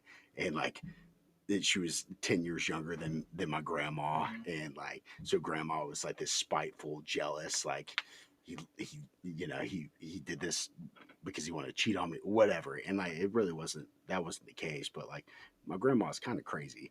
She's come a long way now too, but like grandma was nuts, and that jealousy just fucking consumed her. So it was like to the point where like, there's, like I said, 5 kids, and so they would split time. They would like trade off weekends and whatever else. Well, grandma wasn't bankrolling like Papa was. Yeah. And so grandma sees the 5 kids coming over to the house, and they're wearing like all new clothes and like Lacoste and like, all this expensive stuff. And grandma's like struggling, like she's scratching by, right? And so these kids are like constantly a reminder of this terrible event that happened. And rather than In her being life like, that she could have had. exactly. And so grandma is just super, like, it completely consumes her for a large portion of her life, and she's doing a lot better now, and she has her moments, but like there was one time they my there's all kinds of stories, but my mom, would have been like 11 at this time. She's the second youngest out of all of them, and the 5 kids, it was Mother's Day, and they had, you know all pulled their money together. I think the oldest one out of them at this time is like 14, and they'd all pulled their money together, and they got grandma a sweater from JCPenney. And this is like, I don't know, fucking mid 1980s or something. Oh, it's a shit. And So they got her that like coolest JC thing Penney ever. JC Penney's the fucking spot, That's you know. yeah. And so like they all saved up their chore money, and fucking they got, they were really excited, like they wanted to do something nice for grandma, because they know like they want her to feel appreciated, right? And so they're all sitting in a circle, and grandma opens this box and sees this sweater, and immediately starts crying. And they're thinking like, oh, maybe it's happy tears. And she gets super pissed, and she's like, "This is all you could think to get me?" And like just goes off, bro. Shames the hell out of them. Man. It's insane. So she definitely didn't know who she was at like 21, 22 years old. She just met this guy. He's making good money. She's like, I kind of worried about him. Like he's a really big redneck. Like he drinks a lot of alcohol. I don't know if this is the best environment to have my son in. And my papa is like, hey, he makes a lot of money, and you're 20, 22 years old. Like you need to do this. Honestly, like that kid needs to have a dad. He needs to have a father figure in his life. So, this guy likes to go fishing. He goes hunting. Good traits You to need have. you need to marry this guy, essentially, or you're stupid. And so she, like, against her own gut, but like she'd grown up in this where at one house she was getting shamed for even though she was trying to do her best and love her mom, she was getting shamed for that, and it wasn't enough. That can be horribly traumatic. And then she'd go over to the other house, and like she wasn't uh, she wasn't enough there. She had to act a certain way and present herself a certain way so that that status would be protected. And so Jesus. she just had no idea who she was. It was really tough situation for her. So she gets married to this guy, and I'm actually really fortunate it happened. Like, and his name was Johnny. Johnny taught me a lot of really good things that have helped me tremendously to this day. But Johnny was a fucking dick, man. Like, and my mom at this point, like, she couldn't have any more kids, and that was a really big thing to Johnny. Like, like just prideful, fucking right. Like, I need to carry on my name, Family name, know? yes, last And- name. Gotta fucking man it. And so my mom couldn't have kids, and I was the kid there, but it was like I wasn't his blood, God, So you know what, inevitably, dude? That is a feeling. I wish I could say I didn't feel it. Mm. I cannot explain the ultimate fucking slap in the face it can be to treat a child that's not your blood after you taking responsibility for it as someone that you don't want. Like, Mhm. dude, fuck, dude, that's tough. Yeah, it was and I had plenty of love growing up, and I was Johnny's family really was probably the best part of all of it. Like my grandma Sharon, which is I have like 5 sets of fucking grandparents. That's awesome. But my grandma Sharon, which is his mom, and grandpa Johnny. By the way, just to tell you how fucking redneck Johnny was, his middle name was John Wayne, so he's Johnny Wayne. He's named after a fucking Western film star. He was John Wayne the third. Did he like pistols? Yeah. He loved pistols. I man. knew it. Lots of guns, dude. I knew it, dude. Yeah.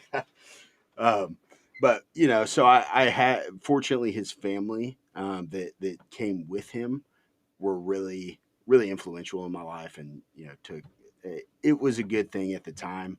In hindsight, unfortunately, my mom went through fucking hell for that to happen. And like my papa was kind of right. Like it taught me a lot of things about being a man. Learned how to hunt, learned how to fish, learned how to change a tire, learned a lot of discipline.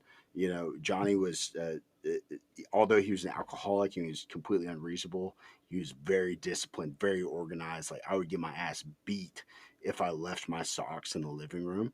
If I'd be hanging out, like, after they go to bed, I'm like watching TV or playing Xbox, whatever. If I would take my socks off, and God forbid I leave them in the living room. This only ever happened once. I was like, I would have been 9 years old at this time. Left my socks in the living room. So they've only been married for like 3 years or so. And left my socks in the living room. I got woken up at 4 a.m. as he's about to like leave to go to his electrician job. He fucking ripped me out of bed and like dragged me. Just remember, because I'd seen him do it to Bud, Budweiser, our dog, where like, after the dog pisses in the house, you fucking grab by the scruff and fucking rub their nose in it. He did that to me with my fucking socks, bro. Oh my God. Rips me out of bed at 4 a.m. I just yanks me to the living room. Here, He's like, where do these fucking go? It was, so that was like, I was just constantly in fear. Pretty bro. extreme. Super Can extreme. cause a lot of issues for children. Completely over the top. Yeah. So I didn't have any respect for authority is really what it came down to. Like, yeah, because the authority were fucking mean. mean. Yeah. God, I mean, I could honestly say that I've had my times where I've been bad with my wife's little brothers. And I've always tried to make up for it, not just by buying things, but by spending quality time and letting them both know that I appreciate them. But it's more of on the younger one than the older one, because the older one I just look at him and I'm like, dude, what the fuck? And he's like, oh, sorry. But the younger one, I definitely lost my temper a couple times. But it's been over things like, bro, he hit his mom one time, and I was like, yeah. And I'm sitting here, and yeah. my ankle starts shaking, and I'm like, fuck this. And come here, motherfucker. I grab him, snatch him up. I act like I'm going to kick his ass or something. And I set him down, and I sit down at crisscross applesauce, put my hands in his hands, and I said, now, let's talk about why you did that. Find the root. I said, identify the root. Listen, man, I don't give a fuck what's going on. You don't ever try to hit your mom, hit your sister, which is my wife, and don't try to hit me. We have to be better people than this. And then I say, Now, if you do this again, I give him a warning. I said, if you do it again, you're gonna be reprimanded. And he has never been had to be reprimanded to this day. There we go. Yeah, sometimes that's because it's a big word. He doesn't know what it means. Yeah, yeah. Does that mean I'm gonna die? Dude, like that's like horrible that happened to you. Dude. Yeah, well, you know, and like facing the sucks. It honestly, it was in hindsight, it's a great thing. I'm glad I went through it, and that those experiences, like I had I went from two extremes because it was that where I was like constantly in fear of this guy that we were living with. And then my mom was like, she was trying to overcorrect because she saw this happening, and my mom was going through hell. Like Johnny, like what he did and like the way he acted toward me was fucking nothing compared to the way he was with my mom. And he was never physically abusive to her, but just verbally. Like I can't remember a time, like it was damn near every night of that 8-9 years that they were married that they were fighting. And like not a small fight, but like fucking yelling at each other, like at each other's throats. They just did not see eye to eye. And the name calling, like, was just mean, dude. It was just I can't even now in hindsight cannot even fucking imagine ever talking to a significant other. It was just pure disrespect. And my mom would always like, and my mom knew it too, but she stayed because she felt this like insecurity of like, if I leave, I can't make it. And like, you know, Jeremy, me needs this, you know, male figure. But she would pull me aside like the next day after they had these crazy knockdown dragouts, and she would be like, I want you to know, one day, whenever you are, or you have a girlfriend, you have a wife, this isn't how it's supposed to look. I'm glad you need to understand that. And that was, so she was always super vocal about that, which I'm really fortunate for. But I think she felt really guilty that I was being treated the way I was treated, and in some circumstances that she almost became like overprotected, and like she wanted to like insulate my feelings. Where like there are some times where I probably need my fucking face rubbed in some shit, you know. But it just happened on every single occasion that she felt the need to like, you know, try to insulate that every time, be like, hey, you know, like it's okay. And so it again, in hindsight, it's great. I learned a lot, but I had to go out and try to learn about that shit and like why I think the way I think, because it was this weird thing where it created this disrespect for all authority figures, but it also made me feel like I was always in the right, which is a really dangerous combination whenever nobody can give you criticism and you get super defensive. Oh yeah. You know, so absolutely, dude. That can be super tough. Yeah. So whenever I was about 11 years old, she had transitioned from, she was really high up in the corporate world at this point, decided that we became Christians. She started going to church and started taking us to church. And that was kind of where she started her personal transformation of like understanding herself and why she acted the way she did and why she thought the way she did, which was huge. And after about 3 years of that, she had started actually working for the churches, and basically she made the transition so she could go to all my football games and whatever else. She was working like 70 hours a week in the corporate world, but she was like, hey, like I want to see my son grow up. I want to be a part of this.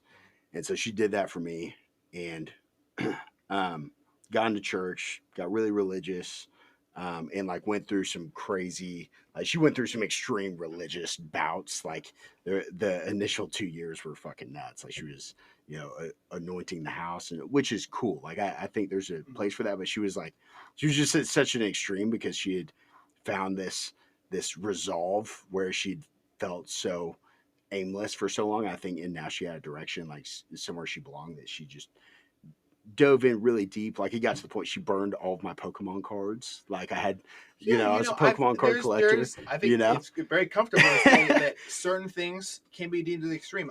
I've been, I haven't gone to church since the last time I heard not that's a lie. The time before last, I went to a church and they were giving a sermon about how you need to find gay people in your community call them out for being gay and tell them that you're going to go to hell if they don't repent. My And God. I stood up and I said, "You're fucked up for that. You're a piece of shit. You're a hypocrite. It's not the Christian way, Yeah, and you're going to hell for being 100%. judgmental fuck." And I left. That's And I insane. haven't and I'm not that I don't judge all churches, but this Dude, guy was a there's- douchebag. Yeah, Holy there's some shit. there's some really bad ones Ugh. out there, dude. And that, unfortunately, it is more often than not, it is like that, where it's just taken to such an extreme, and it is a really judgmental place. And religion really saved my mom, and it saved me in a lot of ways too. At a time in my life, that was my North Star. And I think the Bible has a lot of teachings that really help give us a guide on how to be a good, genuine human being. That is I think there are absolutely the truth. Yes. there are a lot of things that are misinterpreted, and I think taken out of context, and are for multiple different ways of being explained and interpreted. But the church system itself can be a really just shitty place, man. Joel And Osteen, shout out to you, big dog. dude, God Almighty, man. It, my mom ended up, at she'd been in the church now at this point like 15 years old, and she's working for this couple. Their name is Jimmy and Karen Evans, and they're like really high up, like super church types of. They have their own TV shows called Marriage Today. All right. So Marriage Today. What is it? What was that about? So Marriage Today was they were kind of like a super church type of thing. So it's Jimmy and Karen Evans. They had their own. It was a full on ministry, and it was specific to helping to counsel marriage couples, right? Which was and Jimmy and Karen, by the way, are amazing. They aren't like they don't fit into the average mold of like these super church people. I think they were actually genuine, and they did a ton for my mom. I knew them really well, knew their family really well, and they were truly amazing people, and like not judgmental, and like That's super important too. yeah. So that was a great experience. My mom was their personal assistant, so she would travel with them to these marriage conferences and help them prepare for their speaking engagements, and basically like really everything, like even down to like organizing furniture in their house or making sure that they were completely prepped for vacation, whatever. So we got to be really close with them. Um, at this point, whenever she had gotten into that, she was like really, now she was super knowledgeable on marriage and like what a healthy marriage should look like, and like how it can be and how it should be, like to be happy.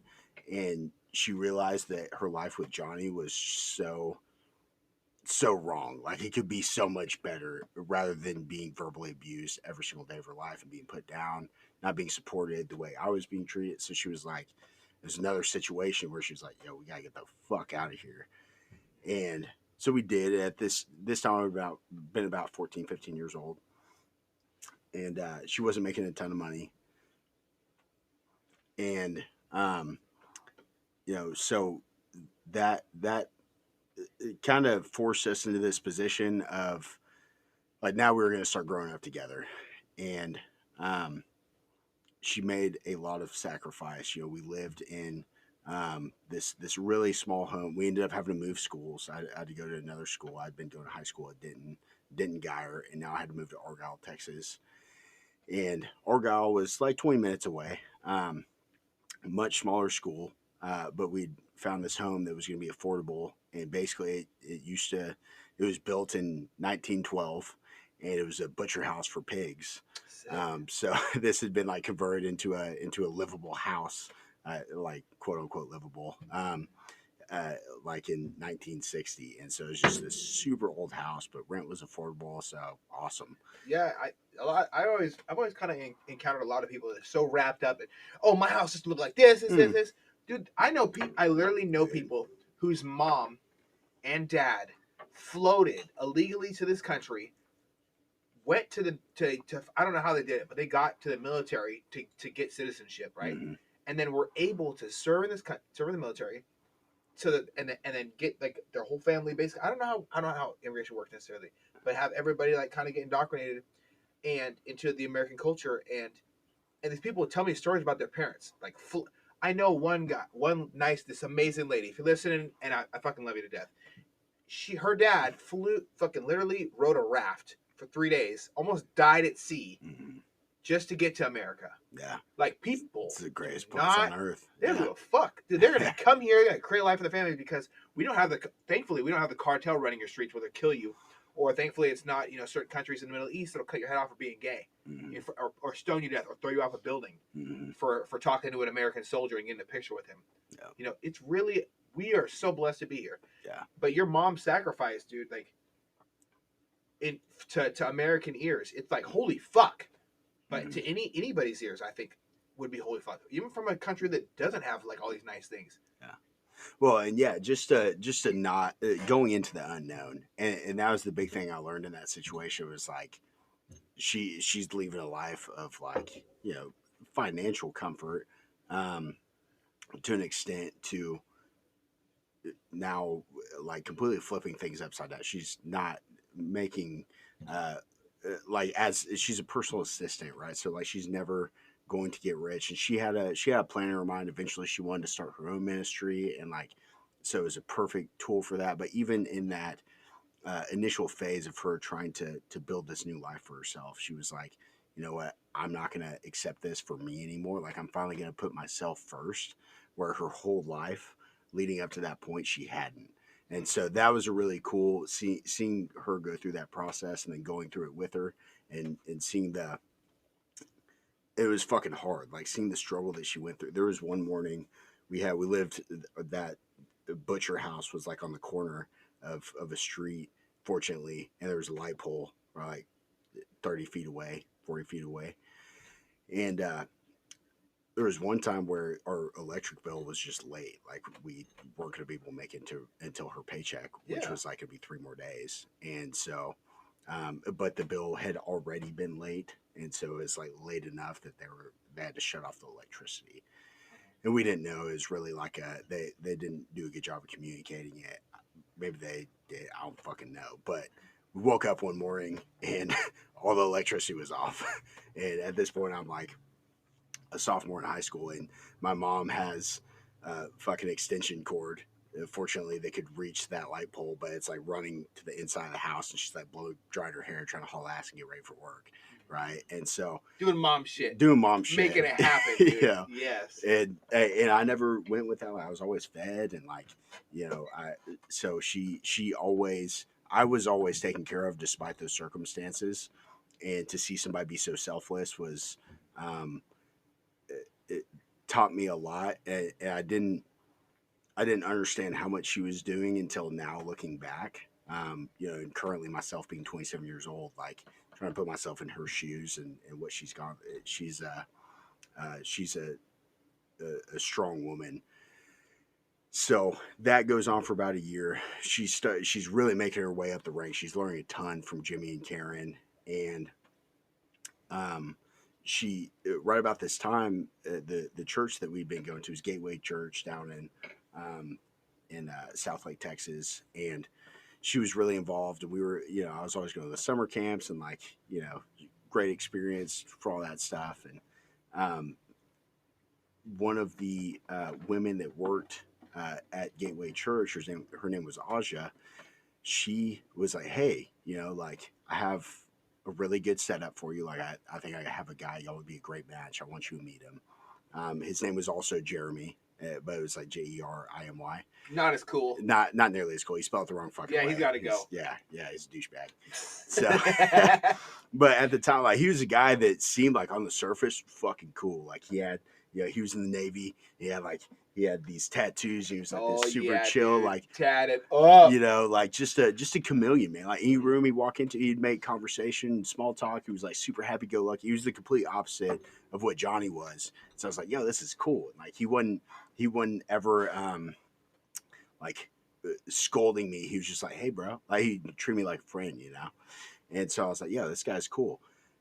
And he was in a position where like he'd gotten out of the Navy and he'd gotten into alcoholism, and then he'd recovered, and then he had like found balance in his life, and he'd gotten to know, he'd been in a couple bad relationships, kind of like my mom had, and like he worked through all that and really found God, and like was just he turned this whole new leaf. He was this like he was this great guy. I think the You word know, that could sum that up, and like people think very highly of this word usually from my experience. So when I say it, they get this crazy reaction. Metamorphosis, like you really become your final form. Your mom had amazing metamorphosis from, but I don't think that does her any justice. Like she broke free of every single chain that society, her parents' upbringing, his parents' upbringing, put on her, Mhm. and paved her own way so that you could be the best person you could be. You know, she made a sacrifice for not just for you, but for herself to Mhm. show you an example of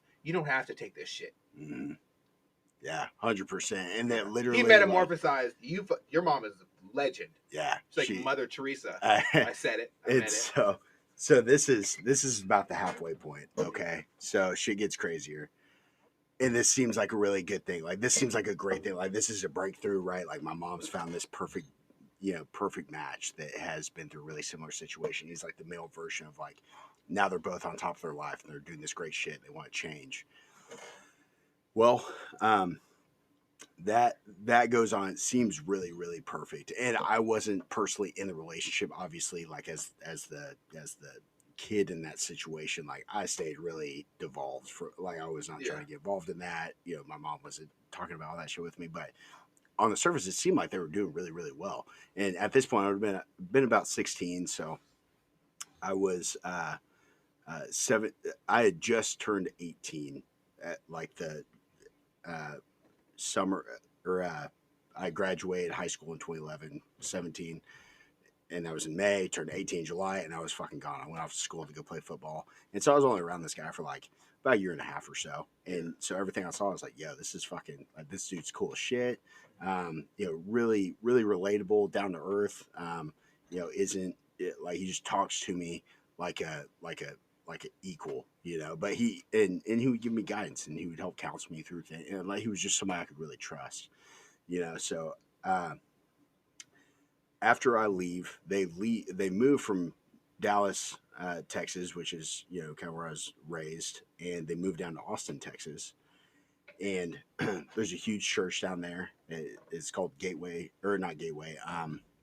Uh, what was this church called? New Life. I think that's where Tim Kennedy might go. Yeah, I'm pretty sure it's New Life Church. Yeah, I've heard the name before. Yeah, for sure. And that was an amazing church. Joe Champion, I know, was the pastor, the head pastor, and great dude. Um, she'd gone on as essentially starting as a marriage counselor, and so kind of like base level of this dream that she'd been trying to build. So she was a marriage counselor, and so they would counsel married couples. And at this point, like I'm out of school doing my own thing, and so I'll kind of focus on my mom for a second. Mm-hmm.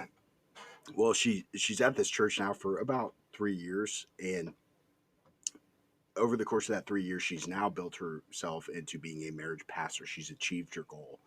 And over the course of the last 10 years, by the way, she essentially once she got got religious and like started really believing in God, she was always taking notes, like and she wanted to write a book, right? Because she's been through a lot of shit. So like, she was always taking notes and recording all of this information.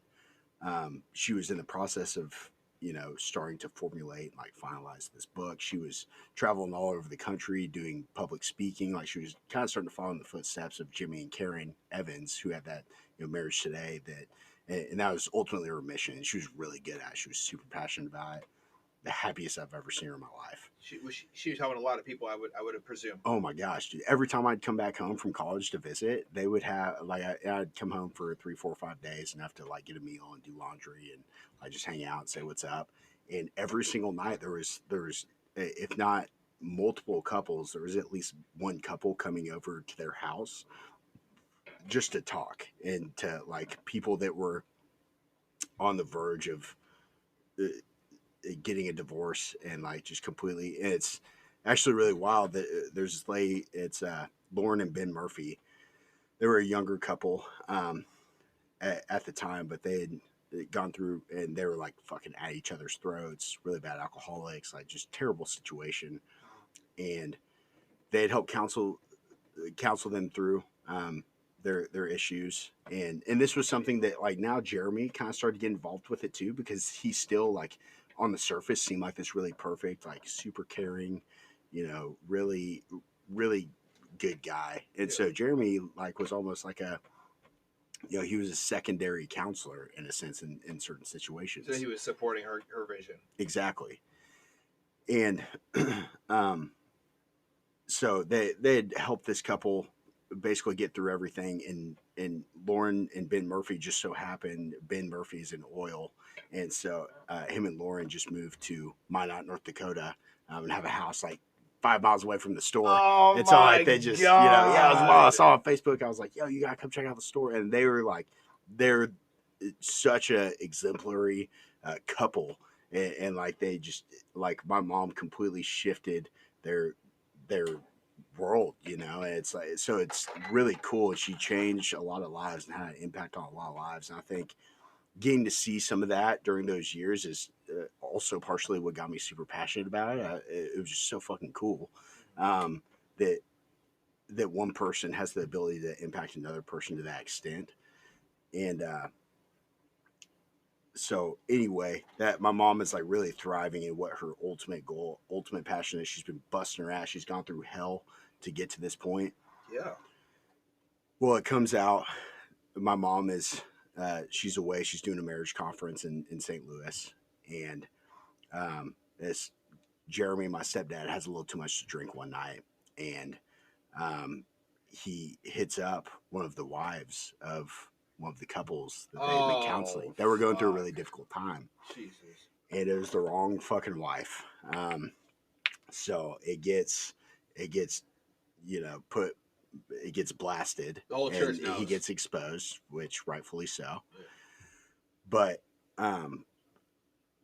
it completely killed my mom's career. Like it was really poor to see what that in like she can't necessarily be in that position when something that close happens, which I think is right. I think that really ties into what we you and I talked about earlier about looking the part, and also it kind of might tie up to as far as the church standards go, keep it up with the Joneses. Mm-hmm. I don't personally think that your mom, like, it really, like, if I was part of the church, if I was a part of like a committee that says, oh, who should we not have in our church community, I would have said, what did she do wrong, guys? And I'd look around. Yeah. I said, she's touched the lives of many. Mm-hmm. She should not have been dealt that swift hand. 100%. And so it turned into this really political thing where, like, maybe rather than just completely damning her from the community, which they didn't literally do, but it was a political shunning where it was like, hey, look, like, you can't be in this position anymore. And a lot of people that were really, some of the influential people were now too good for her. And like, so there's just no help. There's no resources in a place that is supposed to be come as you are, and like, we're going to help you. And this is obviously not her fault. Yes. It's, this guy put on this crazy facade, basically ends up coming out. So my mom was like, what the fuck? Like, this is way out of left field. We're like, who would have even imagined? And we find out that there had been like dozens of women that he had done this to. And so it's like, this sounds like Harvey Weinstein, but like without the rape part. Yeah. Just with the adultery. Yeah. It was fucking nuts, dude.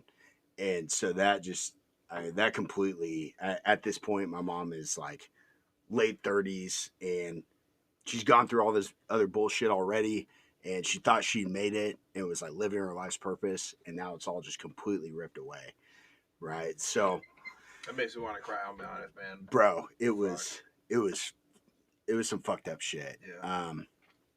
I've not seen Jeremy with an eye since that day. Thank God. But if I ever do, he's fucking dead. Yeah. Like, I have, he was, it's just, it's insane. But he's the biggest fucking coward. He just completely fell off the map, ran away. And it was a really shitty situation. So she ultimately moves back to Dallas, and now it's starting all over from scratch, all over fucking again, right? Like she now can't work in ministry, which has been her passion, her life's work for the last churches talk. 8 years of her life. Yeah. And so she's like, fuck, let me try the corporate world again. Like me personally, I'm not in the house, so she doesn't have to like look out for me now. She's not missing football games.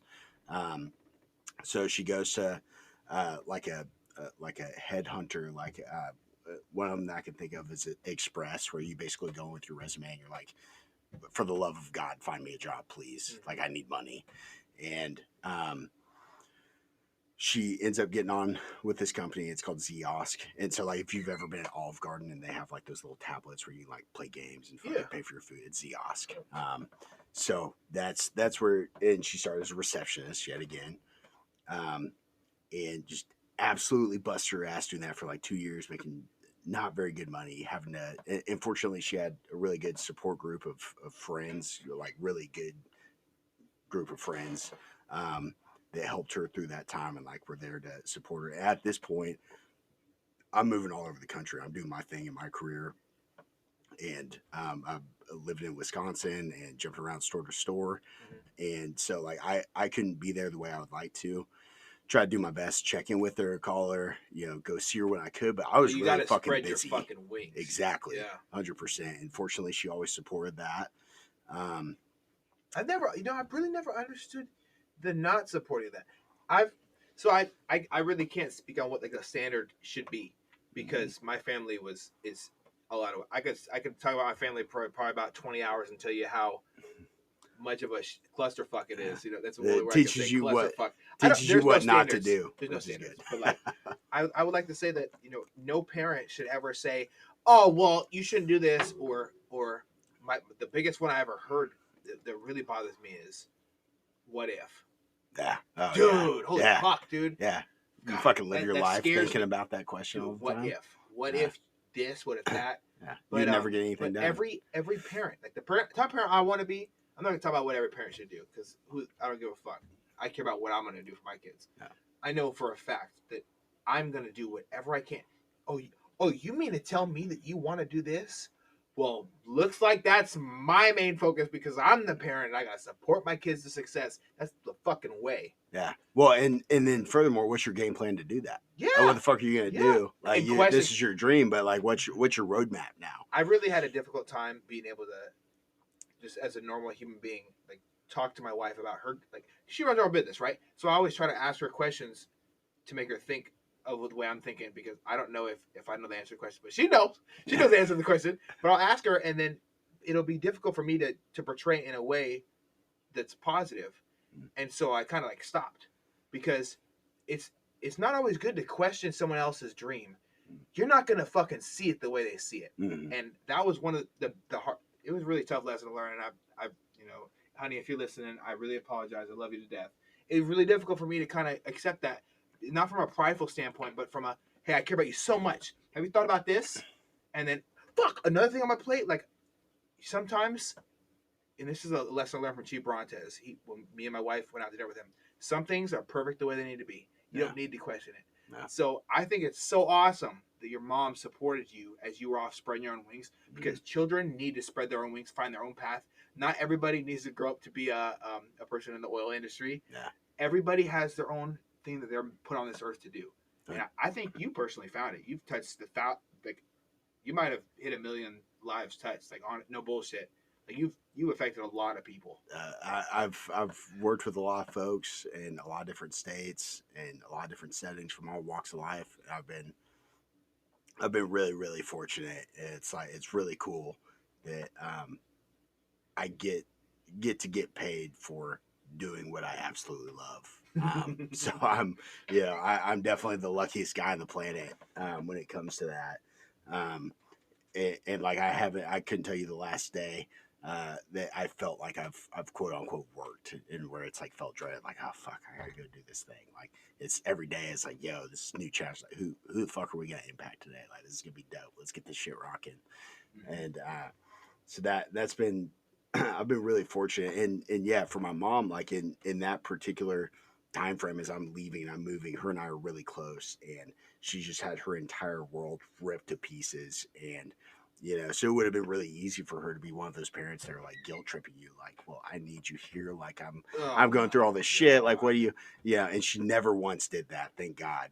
um You know what? I swear to God, it's dude. just Every that time you talk about codependency your shit, mom, bro. she sounds like somebody who's sent from God. I'm not Tell even. I'm not she even joking, dude. If there's anything angelic on this earth, it might be your mom, Bro, for real, bro. I'm telling you. And so I was super fortunate. Like I said, man, she gave me a lot of really good examples of what to do.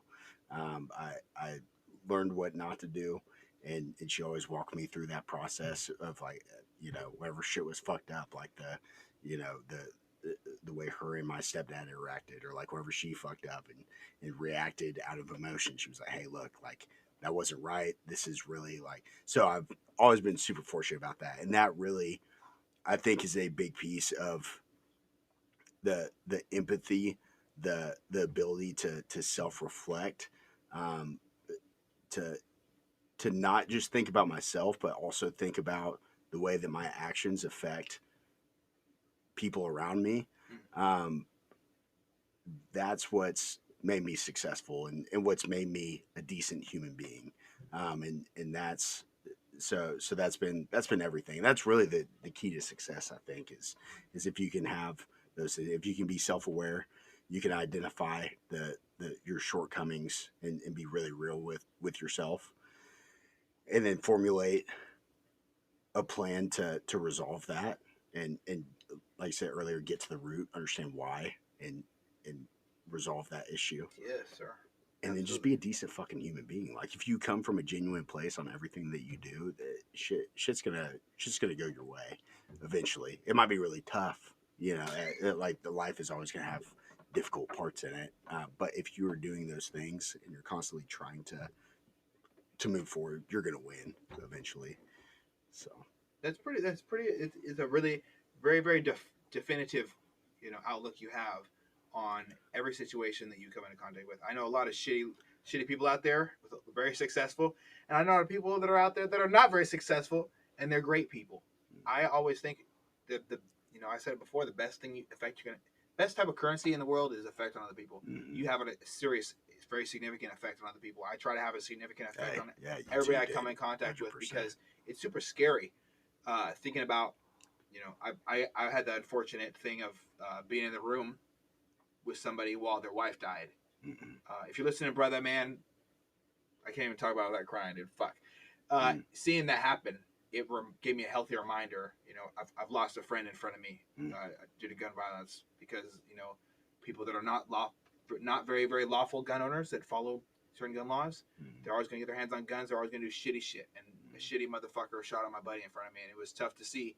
But seeing the wife and the love these two people shared, and it lost there, and being in the ICU when I saw it happen. It was a very healthy reminder of the effect you have on other people. I was like, holy shit, life is so short. Yeah, I didn't get it when my it's dad fragile. died. Yeah. I didn't get it when my wife talked about losing her father, how short life was. I saw it when I saw these two people who loved each other so much have their time together cut short. And I'm like, fuck, I gotta do something good now. Mm-hmm. I really gotta. I'm not a great person. I thought I was a good person. I thought I was working there. Mm-hmm. Nah, man. There's always a new chapter to hit. I always question myself: am I being the best version of me? Yeah. Because one moment of egotistical being a little bitch, Yeah. fucking fucked up egotistical shit, right? Yeah. Will get you every time. And I've tried to share that with people, and they don't always take it well, and it's okay. It's okay. They're not. They're not. Yeah, they have to be ready to hear that. And, Yeah. and recognize that and realize it. Yeah. So. And there's a big issue in the Northwest right now: false prophets. I don't think you're one of them, and I think there's a lot of false fitness prophets out there. You know what do you try to do to set yourself aside? I know it's kind of a natural thing because you guys aren't talking bullshit and you don't lie. So what is the deafening, like, the line, of like, don't cross this fucking line? What is it that you guys do to kind of set yourself apart at TN? That's really it. It's just being truthful, as truthful as possible, and it goes back to, like I said, if you follow a few of those key foundations, like, if you try to be the best human you can be to other people, you try to be a decent human, you uh, recognize where your shortcomings are, and figure out the root, and how you can fix that long term. That breeds success.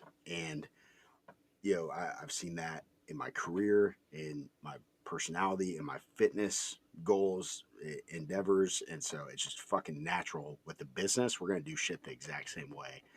And I started with a company called Complete Nutrition down in Austin, Texas. And that was uh, a company. I actually got, whenever I tried to apply initially, I got laughed out of the store. I was basically What? yeah, dude. They fucking laughed at you? bro. They were like, dude, you absolutely cannot work here. I was about 19 years old at the time, and I'd gotten out of school. Football, by the way, ended up ending freshman year of college. I got what's called Liz Frank fracture in my foot, and so they had to put 2 screws in my foot, and they told me I'd never be able to squat or sprint again. And so football seemingly was over. Right now, I squat about 600 pounds, so it's fucking bullshit. Yeah, doctors are fucking stupid. Yeah, They really I told had you, no idea. They really told you you'll never get a job here, bro. You should have said your mom could never stay over the night. But hey, here we are. Yeah. Yeah, exactly. So, and it was $1 million a year store. It's in the Tanger Outlets in San Marcos, Texas, which is like the second biggest mall in America. It was at the time anyway. I don't know how it ranks now, but massive, massive outlet mall, outdoors destination place. There's the San Marcos River. It's about 30-40 minutes south of Austin, Texas. Um, you know, it's just a gorgeous place. So this was a really, really big store. And after I'd gotten out of college, initially I thought I was going to be a firefighter. Is really what I wanted to do. So I went to Fire Academy. Fucking loved it. Dude, went to EMT school. Great coincidental, right? My uncle, he's like 40. I don't want to butcher his shit, but I think it might be like in the 40, 46 kind of range. He just, after having back surgery, is like halfway through firefighter school right now. Oh, no shit. Yeah. Dude. Never too old. Never too old, man. Okay. Anybody can do it. As long as you take care of your fitness. Yeah. Well, what was up with firefighters? Well, bro, so I fucking loved it, man. It was super cool. Like the firefighting component of it. And I was like, do you have a calendar that I can buy? Dude, yeah, I do. Actually. For real? No, I don't. Damn it! Dude, I was like, I'm gonna sell this shit, dog. I don't want to say too much right now, but there is going to be something in the works for January 2022. And you're probably going to be involved, so be prepared. I better get my squat, make sure my butt's looking right. Yeah, it's going to be pretty epic. It'll be genius. I'll tell you off air. Okay. But so like I said, fire was awesome. Fucking the camaraderie is super cool. Like the schedule of working like 2 days on, 2 days off. I was like, fuck yeah, this is awesome. I'll be able to start a side business. Great benefits. Well, then I got to EMT school. And EMT school was like, yeah, it was whatever. I wasn't as excited about that. I got certified, got all down, super cool. Well, I'm now officially a firefighter. I'm going on my first ride out call. And like, I didn't realize that there usually aren't fires that happen. Like just the way that buildings are built these days, like there's very, very rarely an actual involved fire where you get to go do the badass shit. Yeah, like, it's usually some run small in there. thing. Yeah, it's going to be. So more than anything, it's the medical calls. And so I, by the time I got through Fire Academy, I understood that. I was like, oh, fuck. Okay. Well, this could still be cool. And so I'm officially a firefighter. I go on my very first ride out call, and, it's out in the middle of Seguin, Texas, which Seguin is about 30-40 minutes away from San Marcos. I'm still living in San Marcos at the time. And Seguin, Texas is like crackhead capital of Central Texas. Like, it's just a sketchy place. I'm so sorry you had to deal with some crackhead dogs. We go out to the middle of nowhere. It takes us like 20 minutes to get out there because it's out in the boonies, and it's like this grouping of like three trailer homes that are just out in the middle of fucking nowhere. And we're going up to this trailer house, and you can hear a lady like audibly yelling from outside in the front yard. And we're like, oh fuck, like, we get in there, and it had been the neighbors that called and said that they were like, they heard this happening, and the door was locked. They couldn't get in, but like it sounded like she needed help. So we, bust in the door. We get in there. Well, trailer home restrooms are pretty tight quarters. I don't know if you've ever been. Like, they're small as fuck. Pretty small. So this was a very small trailer home, And we get in there. Well, it was a woman. She was about 350 pounds. She'd gone to sit down on the toilet to go to the bathroom, and had somehow fallen off of the toilet. Like as she was going to sit, she just like didn't fucking have the right trajectory, angle. I don't know what the fuck happened, but she fell and didn't land on the toilet. She actually had wedged herself in between the toilet, the sink, and the wall. And the door was closed, so she was also wedged between the door, but she was at such an angle that she couldn't reach the door handle to like relieve the pressure to allow her to like maneuver herself out. Yeah. So she was just stuck, and it took us like 30 minutes to get there. Jesus Christ. Well, she was going to sit down to take a shit, and it took us a while to get there. Oh, and so she went ahead, she shit all over herself. It sounds like an episode of what's that show? Honey, what's that show called? 911. Yeah, 911. Goddamn Station 19. It was Station Jeremy, and you had to deal with some shit. It was intense, bro. And so I'm the new guy on the crew, and like I'm super muscled up. At this point, I had like gone through my whole transformation. I'd gone from, you know, last time my absolute heaviest, I was about 300 pounds. I got down to about 180 pounds, and now like I'm starting to get into bodybuilding. I'm like 190, 200. I'm like very noticeably like whenever like out of the whole crew, it's like I'm the fucking dude. Specimen, yeah, it's like like this dude's fucking chiseled. And so we pull up to the scene, and you know the guys are like, "Hey, new guy, this is your shot, strong man. Like, let's get her out." You know, and so I'm you just yank that I'm like wrestling with her. I'm covered in shit, bro. It's all over me, and I'm gagging. But we plunge her out of there, and it like has an actual like suction, like a like whenever she comes out, like she was tight. Yeah, there was some you know. So like I had to get in, like I was bear hugging her. There's no way to get away from it, dog. And so we get her loaded into the ambulance, and she was like, you know, she had ultimately what had ended up happening. She just like she was already had really low circulation, I think just due to her weight, and like, but she couldn't feel her legs. Was what she was saying. She was like, I can't feel my legs. Like, you know, we tried to stand her up, she couldn't, and so like we ended up having to take her on a stretcher and take her in an ambulance. And so we're walking out of the house. I'm covered in shit almost head to toe. Like my whole shirt is just covered in shit. And so we make it out to the front yard finally, and I puke all over the place. I just cannot. The smell was just so fucking overpowering. I couldn't do it, man. You can't hang on. I was. I would be a horrible liar if I said I haven't been covered in shit at a time in my life. I think everybody encounters a shitty day. Yeah, that was the shittiest of days. Well, what did you do? Just like strip down and get sprayed by the fire hose, or what? Yeah, so I took off. Fortunately, I had an undershirt. Fortunately, I had an undershirt on, so I take it off, and I've got like a tank top on underneath, and I get done puking, and like the guys are like, "Yo, like we got to fucking go. Like we need to get her in because we still don't know what's going on with her exactly." And so I, rip my shirt off. I got my tank top on and get into the ambulance, and like this very, very large woman is sitting in the stretcher, and it was really cool because she was so appreciative, and it was like and that was also partially what drew me into firefighting. Like, yo, I'm gonna get to help people. Like, what more of an honor can there be? And so she was really appreciative. She also kind of had the hots, so she she reached out. She was like, thank you so much. And like, she wanted to hold my hand the whole ride to the hospital, and I was so people are gonna hear this shit and go like, what the fuck is going on? I just got done puking my brains out. I've been rolling around her shit. But hey, listen, pathway's clear now. Yeah, like you're hot. I'm not. Let's figure this out. Yeah, it's the ultimate form of intimacy. You've officially like a real shitty situation. It's a very shitty situation. It was fucking bizarre. So that whole it was a 20-minute ride, still to the hospital. That whole 20-minute ride, I was so conflicted because I was like, yo, like I'm getting to do like what I said to like I'm getting to help this person, but also like this is the grossest fucking like. This is day one. This is literally the first day, bro. This is my first ever ride out call.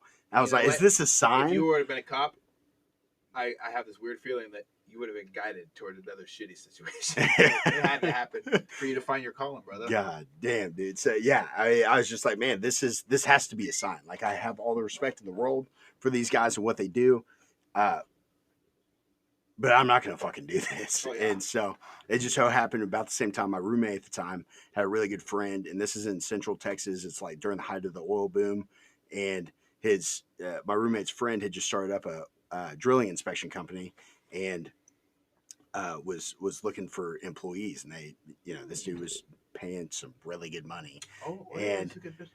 they had a guy drop out. I'm like, yo, like, I know my family is from that. Like, fuck yeah, let me get into oil, dude. Like, we're in Texas, let's do the damn thing. I like Yeah. money. Like, I like money. let's go do it. I got no no other responsibilities, so let's do it. And so that was cool for a little bit. I did that. Ultimately, I ended up being in for about 8 months, but we were working 80-hour weeks. Like, that was a true test of work ethic and like just learning what you're made of. And during this time, I'm really starting to get into like bodybuilding. I'm like, yo, I want to do a competition. Like, all these people that thought I was a fat fuck, and like all these girls that wouldn't look at me in high school growing up, like it was that, it was already at the point where like whenever I'd go back to my hometown, like, people just like treat me different. They look at me different. They're like, oh, like girls that wouldn't give me the time of day were like, damn, like, what are you doing? You missed your chance, Kiki. Back away. Yeah. Yeah, I would indulge sometimes, of course, but nothing wrong with it, brother. Yeah. So I was all in. I was like, yo, this is the fucking shit. I'm gonna get yoked. I want to do a bodybuilding competition. Like, this is gonna be the nail in the coffin of like what a human can do. Like, I came from being this tubby piece of shit, like not confident, didn't know who he was, and like, now look at me, motherfuckers, was my motivation at the time, and which was great for the time being. It's fortunately, I've been able to shift that. It really, more than anything, those experiences taught me discipline that ended up paying off down the road. But so we were working 80 hours a week, and we would meet in it was about 30 minutes south of San Marcos. It was like in this little shop, and it was just like a general like big shop. You could fit like 4 trucks could park in there, and there was like a very little office space. And with drilling inspection, it's really, you never know when you're going to get called out for a job. Like, you just have to have your phone on loud at all times. It could be 2 a.m. and they call you and be like, yo, like this rig 2.5 hours away needs a job. And you get out there, you get to this rig, and you really don't know how big the job is for most of them until you get there. So like, if it was a bit job, like a drill bit job, those would generally be small, but they could sometimes, depending on who the company was and like how long it had been since they called an inspection company, that that job could be 10 hours. So you just didn't know.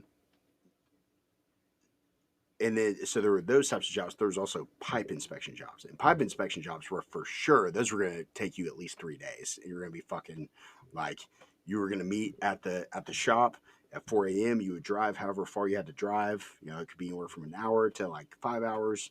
You'd get there, and you would work for at least 12 hours, depending on the timeline that the company needed it done by. It was just no options. Like, it had to be done in this time frame. Do whatever the fuck you got to do it. Yeah. And so we're rolling these big ass pipe, like 25-foot long pipe, and we're essentially just cleaning the pipe and then inspecting it to make sure there's no like infrastructure cracks on the inside or outside. We're running this big ass like 40-pound magnet across every pipe, and there could be on a large job 1,400 pipe. 1,400. Yeah, it's a very physically demanding job. And so we would go out there in like a little horse trailer, basically, that had been also converted into an office, and I had a George Foreman grill, and so that's how I'd meal prep. Yeah, brother, steak. It's the best, bro. It's the best, dude. Fuck. So always away. Always away, bro. Yeah, and so we would get back, and most times during the course of that 8 months, we would get back from a job, and it would be like 10, 11 p.m. by the time we made it back to the shop, and we knew, oh fuck, like, yeah, I'll see you at 4 a.m. And instead of like living 30 minutes away combined, I was like, fuck, that's an hour of commute time. I need to be lifting. I need to be training. And so there was a gym that was like 5 minutes down the road from the shop. And so I go hit this gym up. I'd shower after my lift. I'd come back to the shop, and then we had like these tarps that we had to put down on the ground because the cleaning solution that we were using could be like it was just bad for the ground. Oh yeah, It was. dude. Some place cancer. So yeah, it's some pretty potent shit. And so I'd take one of these black tarps, I'd fold it over, and we would use like cut up T-shirts as rags essentially. And so I'd stuff it full of rags, and that was my bed, and then I would just have a pillow. Yeah, bro, that's all you need, dude. That's it, dude. That's all you need. I've slept in the back of aircraft carriers. I've slept in. If you can find an aircraft carrier and name every single place you could possibly sleep in it, I've no bullshit, probably about 25%, and that's saying a lot. You got 5,000 people in this motherfucker. Bro. I slept on non-skid, which is like stabbing paint that's used to stop an aircraft from sliding when a ship is tilting or listing is what it's called. Same with the helicopter. And this non-skid, it's like if you take some cake, right, and imagine that the you're putting like the creamer over it or whatever, the frosting, and you're running with a roller, and the frosting is like attacking, like stabbing up, attacking the roller of the frosting. That's what non-skid does. It looks like an ocean that's coming up to a stabbing point, and if you lay on it, you will get acupuncture. Yeah. Okay. So I'll sleep on that shit, bro. That's all I need. I think that's a critical life skill to have the ability to fucking just sleep wherever and not give a fuck. Like that's got me through so much in life. You know, I think everybody should definitely have to experience that at one point or another. If not, like even if you aren't forced in that situation, you should just fucking do it for a week and just look at the human you become after you learn how to get comfortable in uncomfortable and situations. Shower and not your shower. Go like a gym and shower. I have a great perspective on what it's like to be homeless because I've actually tried it. I've tried sleeping like as a younger man, like 13, 14. I slept on the street for a week. Yeah. Just to understand, like the street was right next to my apartment, but I slept on the street. Yeah. I showered at a YMCA. Yeah. I mowed people's lawns to get a membership there. I had nothing. Like I literally planned on doing it just so I could get perspective and not like look down on normal homeless people because that's the worst thing you can do as an American. But fuck, dude, sleeping. Bro, yeah. I think it's critical, dude. And I still and eventually like that follows me into like the initial beginning of getting into supplements. You don't like it's fucking retail. Like starting out, you're not getting rich, and so I continued to do that down the road, and this was really good training for that. But like even so, up to like not that long ago, I'll still like as I'm going to these stores, and we're spread out. We're all over. We're from Minnesota out here in Washington, and so we're really spread out. It's a long ways to go. And my business partner is. Like this isn't like a financial like we have to do this, but I've gone to markets where I know I'm going to be on a trip for like a couple weeks at a time or a month at a time. I'm like, he's like, hey, like let's book your Airbnb for you. Like, where do you want to stay? Whatever it is. I'm like, dude, fuck that, man. Like an Airbnb, you know where I'm coming from. Like, let's go. I'm about to use this shit to be the ultimate boot camp, man. Like you have no idea. I'm gonna sleep in the fucking store. I'm gonna eat, sleep, live, and breathe what I'm doing, And so and it was all built from this time in my life in the oil field where I just I had this goal and I was so fucking dead set that it didn't matter. Everything else washed away. Comfortability and it didn't fucking matter. You're just gonna do whatever you had to do to get it done. Champion mentality. Oh my God, man. And so I was really, really fortunate for that. And at the oil field at this time in my life, I would have been about 19 to 20 years old in that time frame. And like I said, growing up, I didn't have fucking two nickels to rub together. Like I didn't know what it was like to have money. Real nothing. So you know what? That's what really bothers me. I'm just gonna touch on this real quick. White privilege is a fucking joke. Yeah, bro. Like not, you might know some people who have it. I definitely know some people who have it. I know some people who got black privilege, but you know what? You can't say about it. Everybody has their own struggles, bro. Like listen to this. Like I never thought for a second that you were some entitled rich fuck like superstar. You have to work from the ground up to maintain any type of success. Even kids that get given $1 billion, you still got to make that shit last, or that you're gonna be a fallen star. And your family's not gonna give you more shit. Yeah. Yeah. You're an investment to them. You're not a fucking child. Yeah. So it's bullshit. Exactly. Yeah, and I think that's great, and I hope that my kids will have way more than I have, and that's ultimately like the deep root of a lot of what I do. Currently is geared toward that, and my kids never want having to want. I want them to have nice cars, nice vacations, nice everything. I want them to be spoiled as fuck. Yeah. But also, they're gonna work their asses off, and they're gonna know what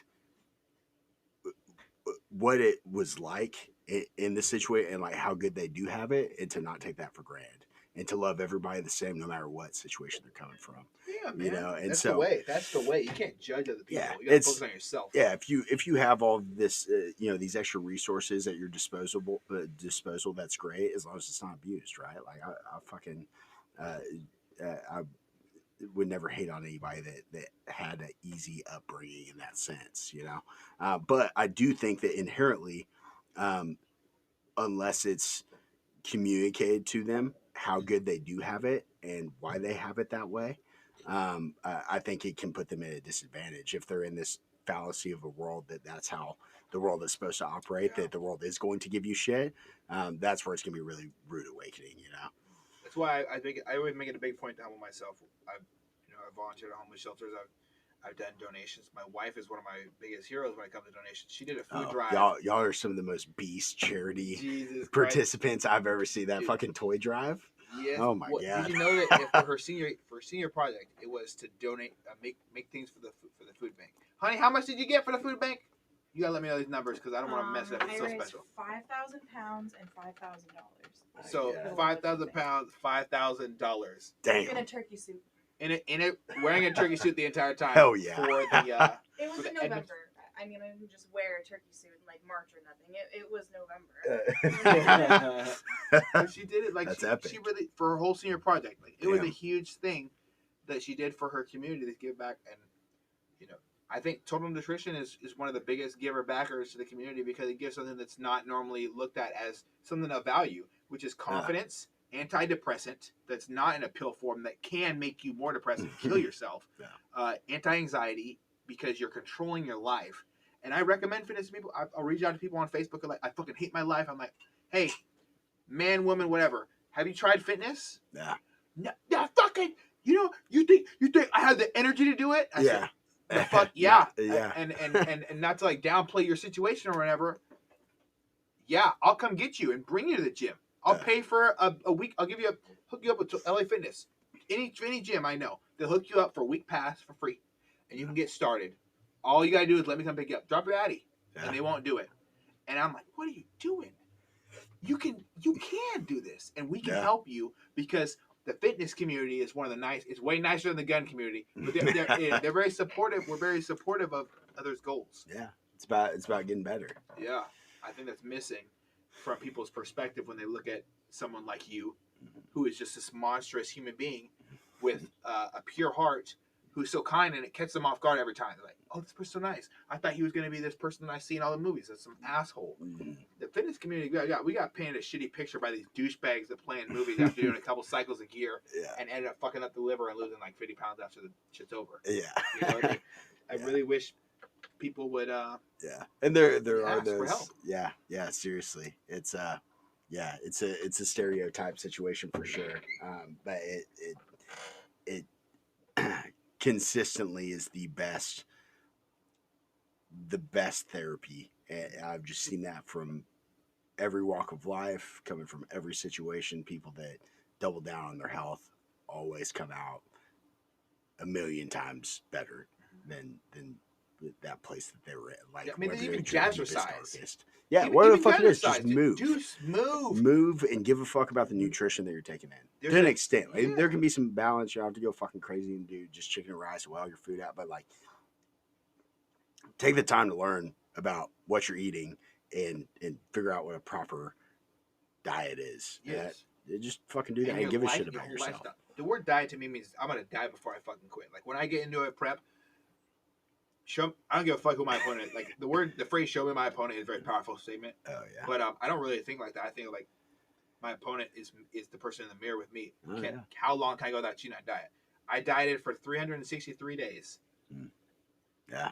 And I won my show. Yeah. Well, yeah, it wasn't Like, your opponent. Your opponent that was, tempting you with a cheeseburger, or like, oh, dude, people you've worked so hard this week. Like, I had somebody wipe a donut deserve a on pizza. my mustache. Yeah. God damn. At work. That's like, yeah, that's grounds for a fight, dude. I wiped my face with hand sanitizer and I kept working. Yeah. Yeah. And then I ate my cold food, my cold salmon. And salmon, and I covered it in mustard because dude, salmon and mustard in a deficit, you might almost bust a nut. Yeah, a bite of that. Yeah, dude, it's crazy how it's good. Once you get depleted enough, it's crazy what your taste buds food do. tastes good. Yeah. There's no, I don't like eating this. I almost cried one time when I smelled my wife's cooking coming to the house, and I was like, I started like tearing up. I went to the bathroom and I wiped my tears away, and then I went and ate my salmon and mustard, and I was okay. Yeah. When you do something for a long period of time, you become accustomed to the things it takes to do it. Like you have gone from place to place. You've spoken in high schools. You've spoken to children who don't know the difference between the necessity to just bust a nut and the anxiousness when they see a girl. Mm-hmm. Like they think it's just, oh, I'm in love with her. No, bro. Calm down.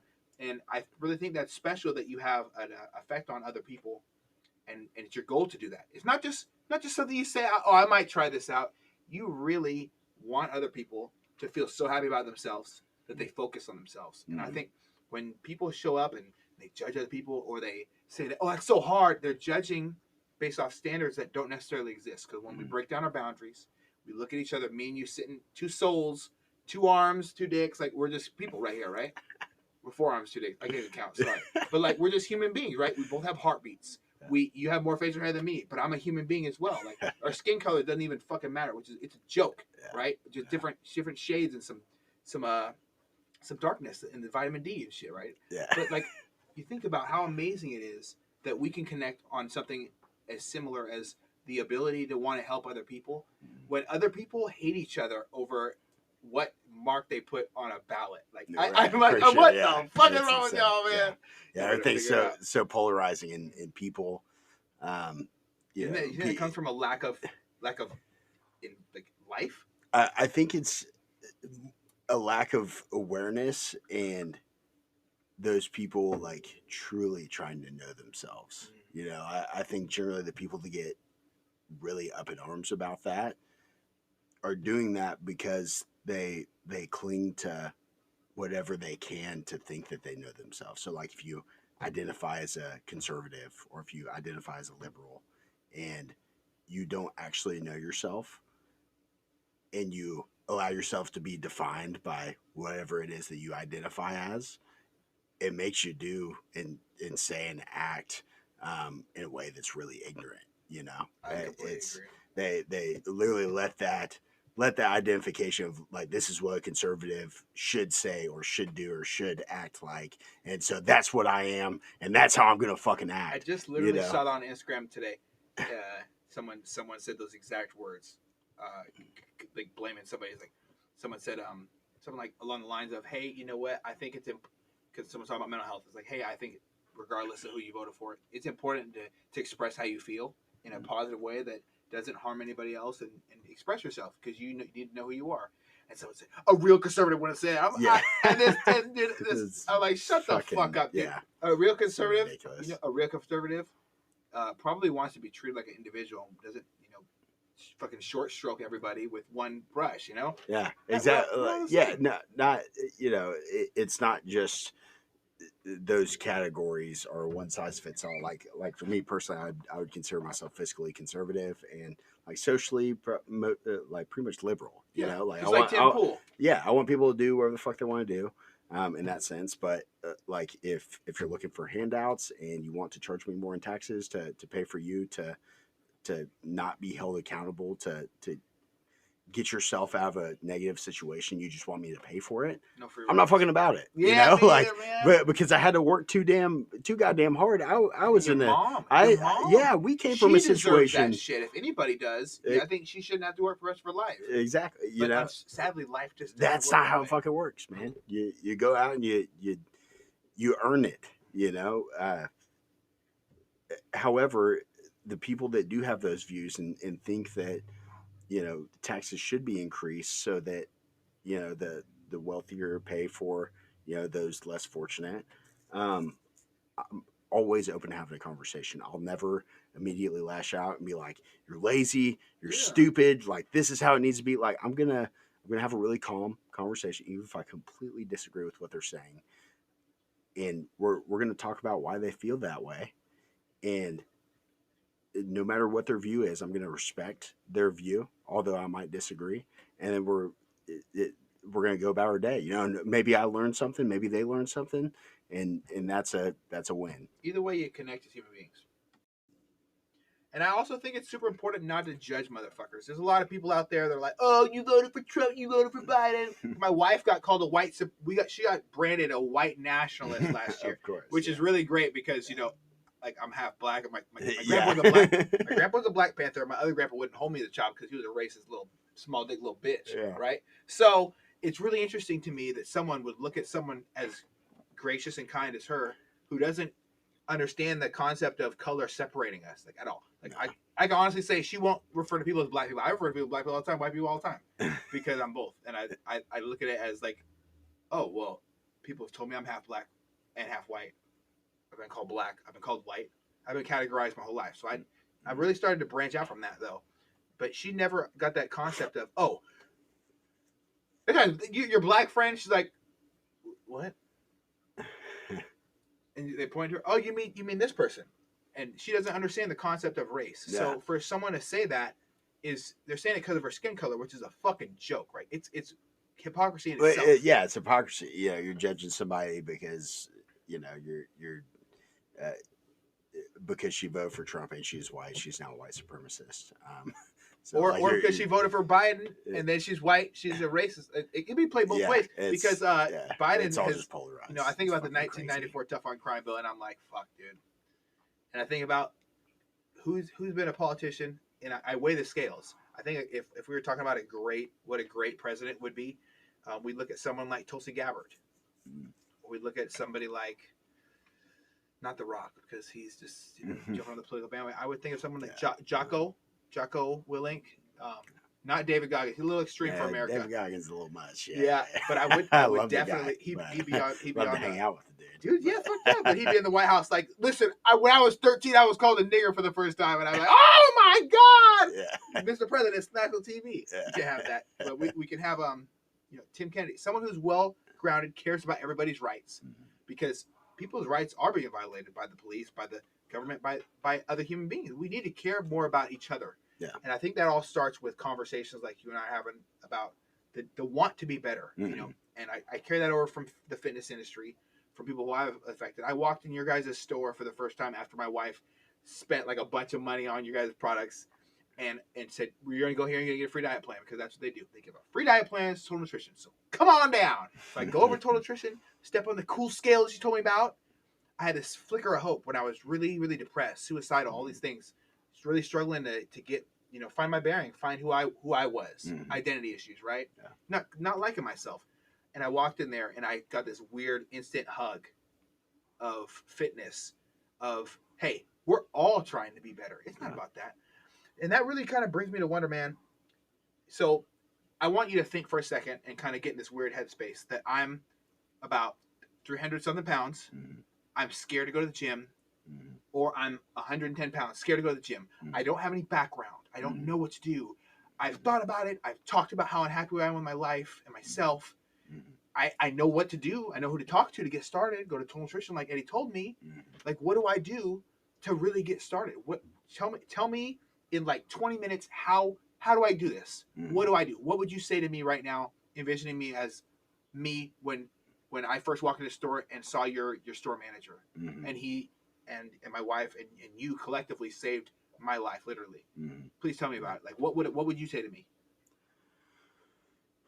So there'd be a lot of conversation and going back and forth. But the first thing I would want to find out is what led you to this place. Like, what is your reason right now at this point in your life at 26 years old, however old you are? Like, what was your motivation right now of being here? Like, what was the final straw? What brought you in? And once that's identified, um, we're gonna start going into what you've been doing and like what your understanding is of fitness, of health. What are your struggle points? The key components are going to be your nutrition, your workouts. So what's your relationship like with food? Like, be honest. Are you, you know eh, do you find yourself um, shaming yourself uh, because you're eating poorly? Do you try to, and this is a really common thing that we see in people that are really overweight, and maybe they have a poor genetic background, or they have a really low thyroid, and they've just finally gotten fed up. Their whole lives they've been really hating themselves because they have their friends, and everybody knows these people that can, like, they can eat where the fuck they want. They can literally be a garbage disposal, and they can eat pizzas and My fucking wife's little whatever. brother Tanner, that motherfucker can eat dirt and get leaner and more muscular. Yeah, it's like, so everybody knows those people, and everybody also knows really, really obese, overweight people that are um, that have tried to diet, and maybe like they to have gotten to that level of obesity.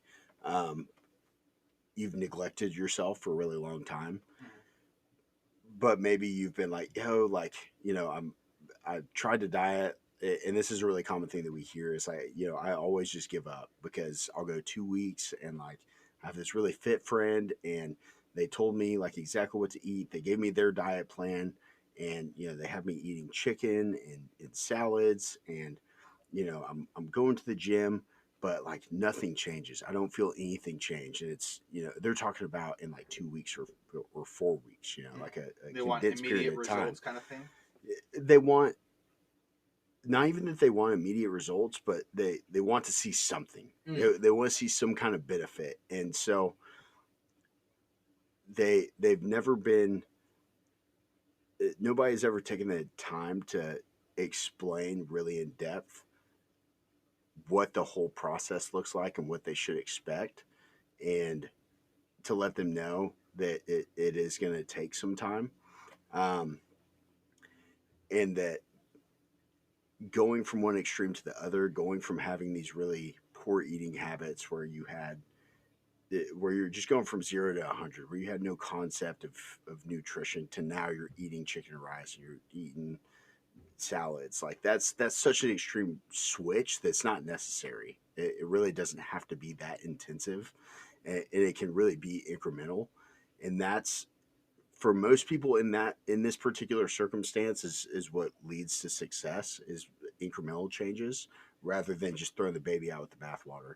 I've had some really amazing client transformations where, like, people come in legit fed up with themselves. Like, I've had a guy who's 400 pounds, and like, he went to step on our in-body scale, and he was slightly over 400. He's like 418, and the in-body, his circulation was so poor because he was so heavy that the in-body couldn't even, like, it couldn't even read him because it couldn't pick up his, like, you stand on this scale barefoot, and you have these pads at your feet, and these pads are basically send electrical impedance through your feet and then through your thumbs. But his feet were so poorly conducted, like, it's like the scale thought he was wearing socks because it was such thick, like he had fat on the bottom of his feet. These electrodes couldn't fucking make it through. And this guy, he stepped off the scale, and like, we had his total weight. I couldn't even tell him what all of his numbers said. This is like only time in 9 years I've ever seen this happen. But he stepped off that scale, and he said, this is exactly my motivation. You asked me what my why was and like why I want to start this journey. This is it, and it's no fucking bullshit. Like, I want this. You tell me where the fuck I have to do it, I'm gonna do it. and like you just see the look in his eyes, and like every so often it happens, you get a customer come in, it's like, Fired I up, mean dude. it. Like, you tell me I'm gonna do it. Now, those are my favorite people, and so we did that with this guy. And he lost. Yeah, he's now officially down, right about 175 pounds. Yeah, it's been about 2.5 years. 175 pounds. Yeah, bro. So but wait a second. This guy was carrying a lot of muscle on it to carry that fat, right? So around 418 pounds, right? Oh yeah. So he was carrying that that's a lot of dense muscle under there. He probably looks amazing now. He definitely comparatively definitely looks amazing. He's got, now he's going through the loose skin, and like, but that is such a badge of honor, and that's the other thing. I think that's a big thing wherever you're really overweight too, is like you're nervous about the loose skin, and like it's even worth losing the weight. I don't have all that. It's he's actually prepared right now. We have another 30 pounds that we want to cut off of him, and once we get there, he's gonna go get a skin tuck essentially, and get some of this skin removed. And so this is like, this last 30 pounds is the home stretch, and we're thinking we're gonna hit it like right at the 2-year mark, which will be What? in about September. You got to be joking. Dude. 2 years. Yeah, bro. So he's hit 170 something pounds, and you're about to lose another 30 to make 200 in 2 years. Yep. And this is the time. This is. I'm fired up. That's what we live for, bro. I'm excited. I don't know why I'm excited right now. I'm just so excited. That's great. Yeah. So it's just so with him, it was a really extreme. Like he was so ready, and that eventually everybody has to hit that point. For some people, they don't. They know they want to lose weight. They know they want to be healthier. They're not quite ready to that level, and that's okay. But that's our mission, is to get them to that point. And the way that we do that is we give them incremental baby steps until they do officially hit that point. So sometimes that's just drinking a gallon of water a day and moving your body 3 times a week. And if they'll come check back in after 4 weeks and they're at least doing that, something is happening, even if they don't realize it. Yeah, a lot of people don't even realize it. They'll come back into the store after a month and they're like, yeah, I've been doing all these things, and like, I did slip up, last week I broke down, I had a pizza, and like I just feel really shitty about myself, and this is like their second time coming to the store. And so getting to talk with those people, and they're like in that mindset of like, man, I've been doing this for a month, like nothing's changed, I still feel like shit. And so we start having conversation of like, okay, well, like, how's your sleep been? And I'm like, well, I've been sleeping about 7 hours, 8 hours.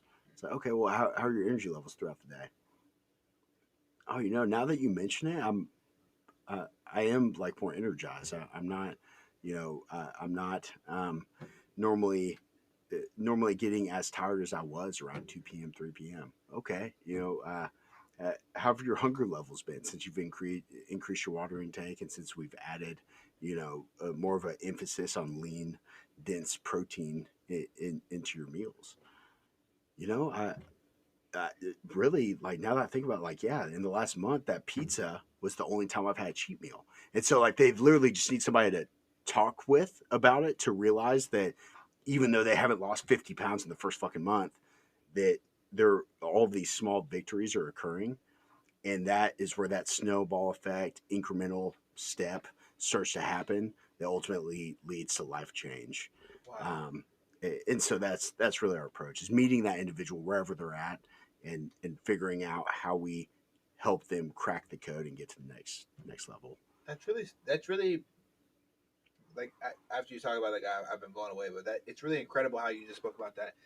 And this is something that I've noticed, that I follow you on Instagram, of course, and I stalk every single Total Nutrition out there.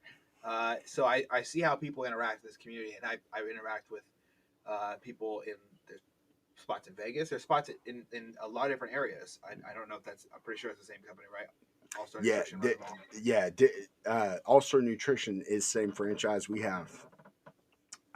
There's Total Nutritions, there's All-Star Nutritions. Our particular franchise has like 6 locations, but they're like the one in Vegas, another owner. They have kind of their own process, similar products. But yeah, we're pretty spread out. Yeah. Well, there's some ones that are closer that I interact with, and a lot of other You know, I'm gonna be straight up. I get hit up by a lot of fitness companies. They're like, "Oh, you know, you should come, blah blah blah," and I'm like, you know, and I give everybody the kind respect of weighing out what they have to offer as far as like what a potential athlete or athlete, because I know I'm gonna do something physical related. I might not bodybuild forever. I plan to get in martial arts when I'm done with bodybuilding, which is probably coming in the next couple of years. I want to have kids and shit, right? Yeah. And I don't want to struggle to hold them during some times of my prep. Like it's really shitty feeling, right? Yeah. I want to have.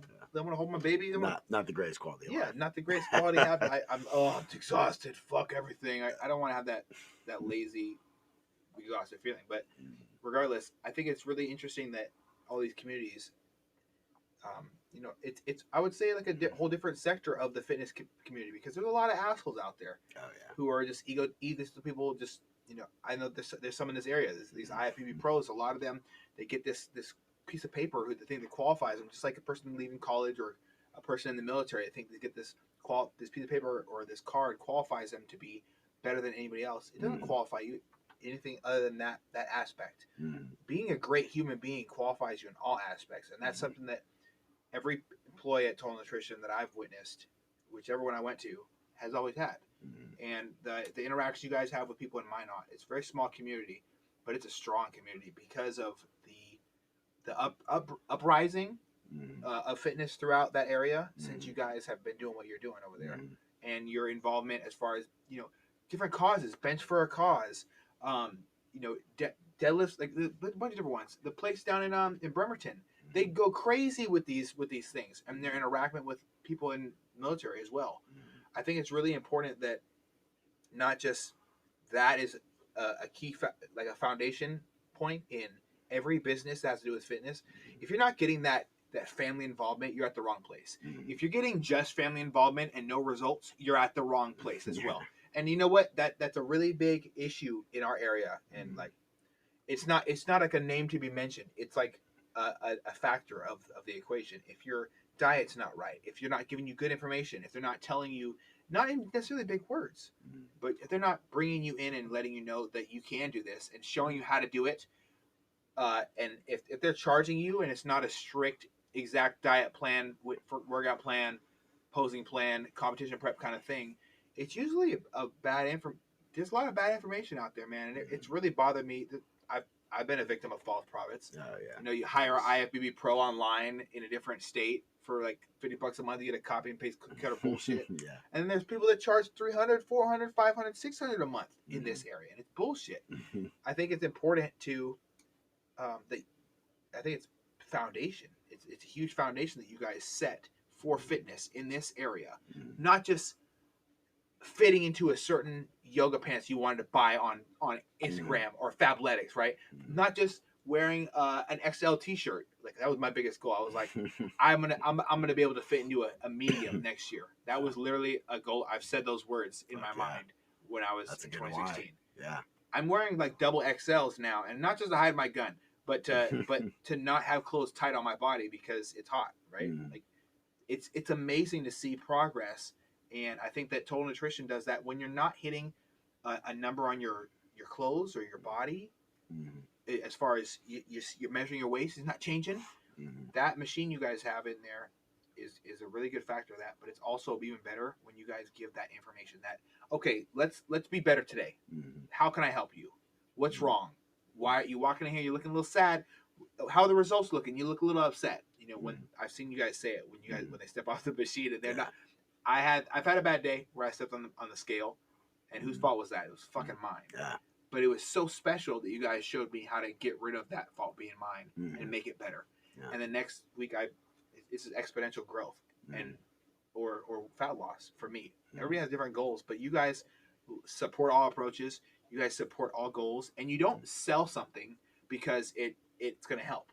You tell them if there's a different option. You guys are honest with them as well. Like, hey, you don't really need to spend all your money on fat burners and shit. You might as well go out there and do this cardio. You know, put yourself in a calorie deficit. Do some work, and I think that's very special. Do you have do you have a one word that you want to be described as? If you died tomorrow, like, what would it be, man? What would you want to be described as?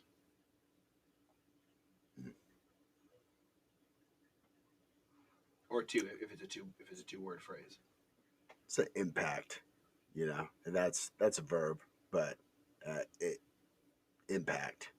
Let's be left behind. That whatever it is, whether it's health related, if it's making somebody feel good about themselves, feel more positive about a situation, it, I want there to be a positive impact left whenever I'm gone. That's really it. Absolutely, brother. Well, I definitely can say that you had an impact on me. You have an impact on my wife, my family, even my dogs. When you walked in here, man, you have an impact on everybody I see you come into contact with, and I really appreciate your time, brother. I love what you're doing on as far as with Total Nutrition, with your motivational speaking. Um, your mom's a saint in my eyes. Holy shit! I wish I could just thank her, honestly, because if and I only one thing I can disagree with what you said. There's no accidents in this world, brother. And when you showed up in this world, you I think you're walking in your light, man. Oh yeah. They say in the church, you're walking in your light. You are absolutely, on your well, you're walking in love. You walk in love everywhere you go. You show people love. You don't hurt on people. You don't talk shit. You don't belittle people. You don't even at times where you should. I don't even see that negativity come out of you. I think you're just a great person overall, and I appreciate the time you spent talking with me and opening up about why you are the way you are. I don't think that our parents can dictate who we can become, and we can break generational hatred. I told this to a friend of mine who was raised to be a racist fuck. You don't have to be a racist. You can be better than your dad, who's a piece of shit. You can be the person you want to be, because I see it all over your face. You don't want to be like this. And I was like 8 when I said that. So we can all be great. We can break these generational curses. And you have, man. And congratulations on your success. I look forward to seeing your future success, and as well as your relationship, and your future children are going to be so blessed to have somebody like you in your life, man. I really appreciate your time. Yeah, I appreciate the kind words, man. And I think I think your future and Ree's future is going to be really bright too. And so I appreciate the opportunity to come talk with you, and knowing who you are, and knowing what your goal is. I was really excited to do this because I know you're on the same wavelength of, Yes, brother. of just its impact. So I'm glad we got to have this talk, and hopefully somebody connects with it, and They will. We make somebody a little bit better. So yeah, appreciate it, man. Absolutely. Well, guys, you've heard it here first. If you are near Total Nutrition, you better walk your ass in there and get some of the love that you're not getting from your family. Maybe your significant other's not treating you the way you need to be treated, supporting you and your goals. Please do not hesitate, or especially if you just don't feel comfortable with that, reach out to me. Let's talk. Let's figure out your goals. Let's figure out why you're not where you need to be for your own vision and your own goals and your own dreams. There's no reason not to be the best version of you, and let's start right now.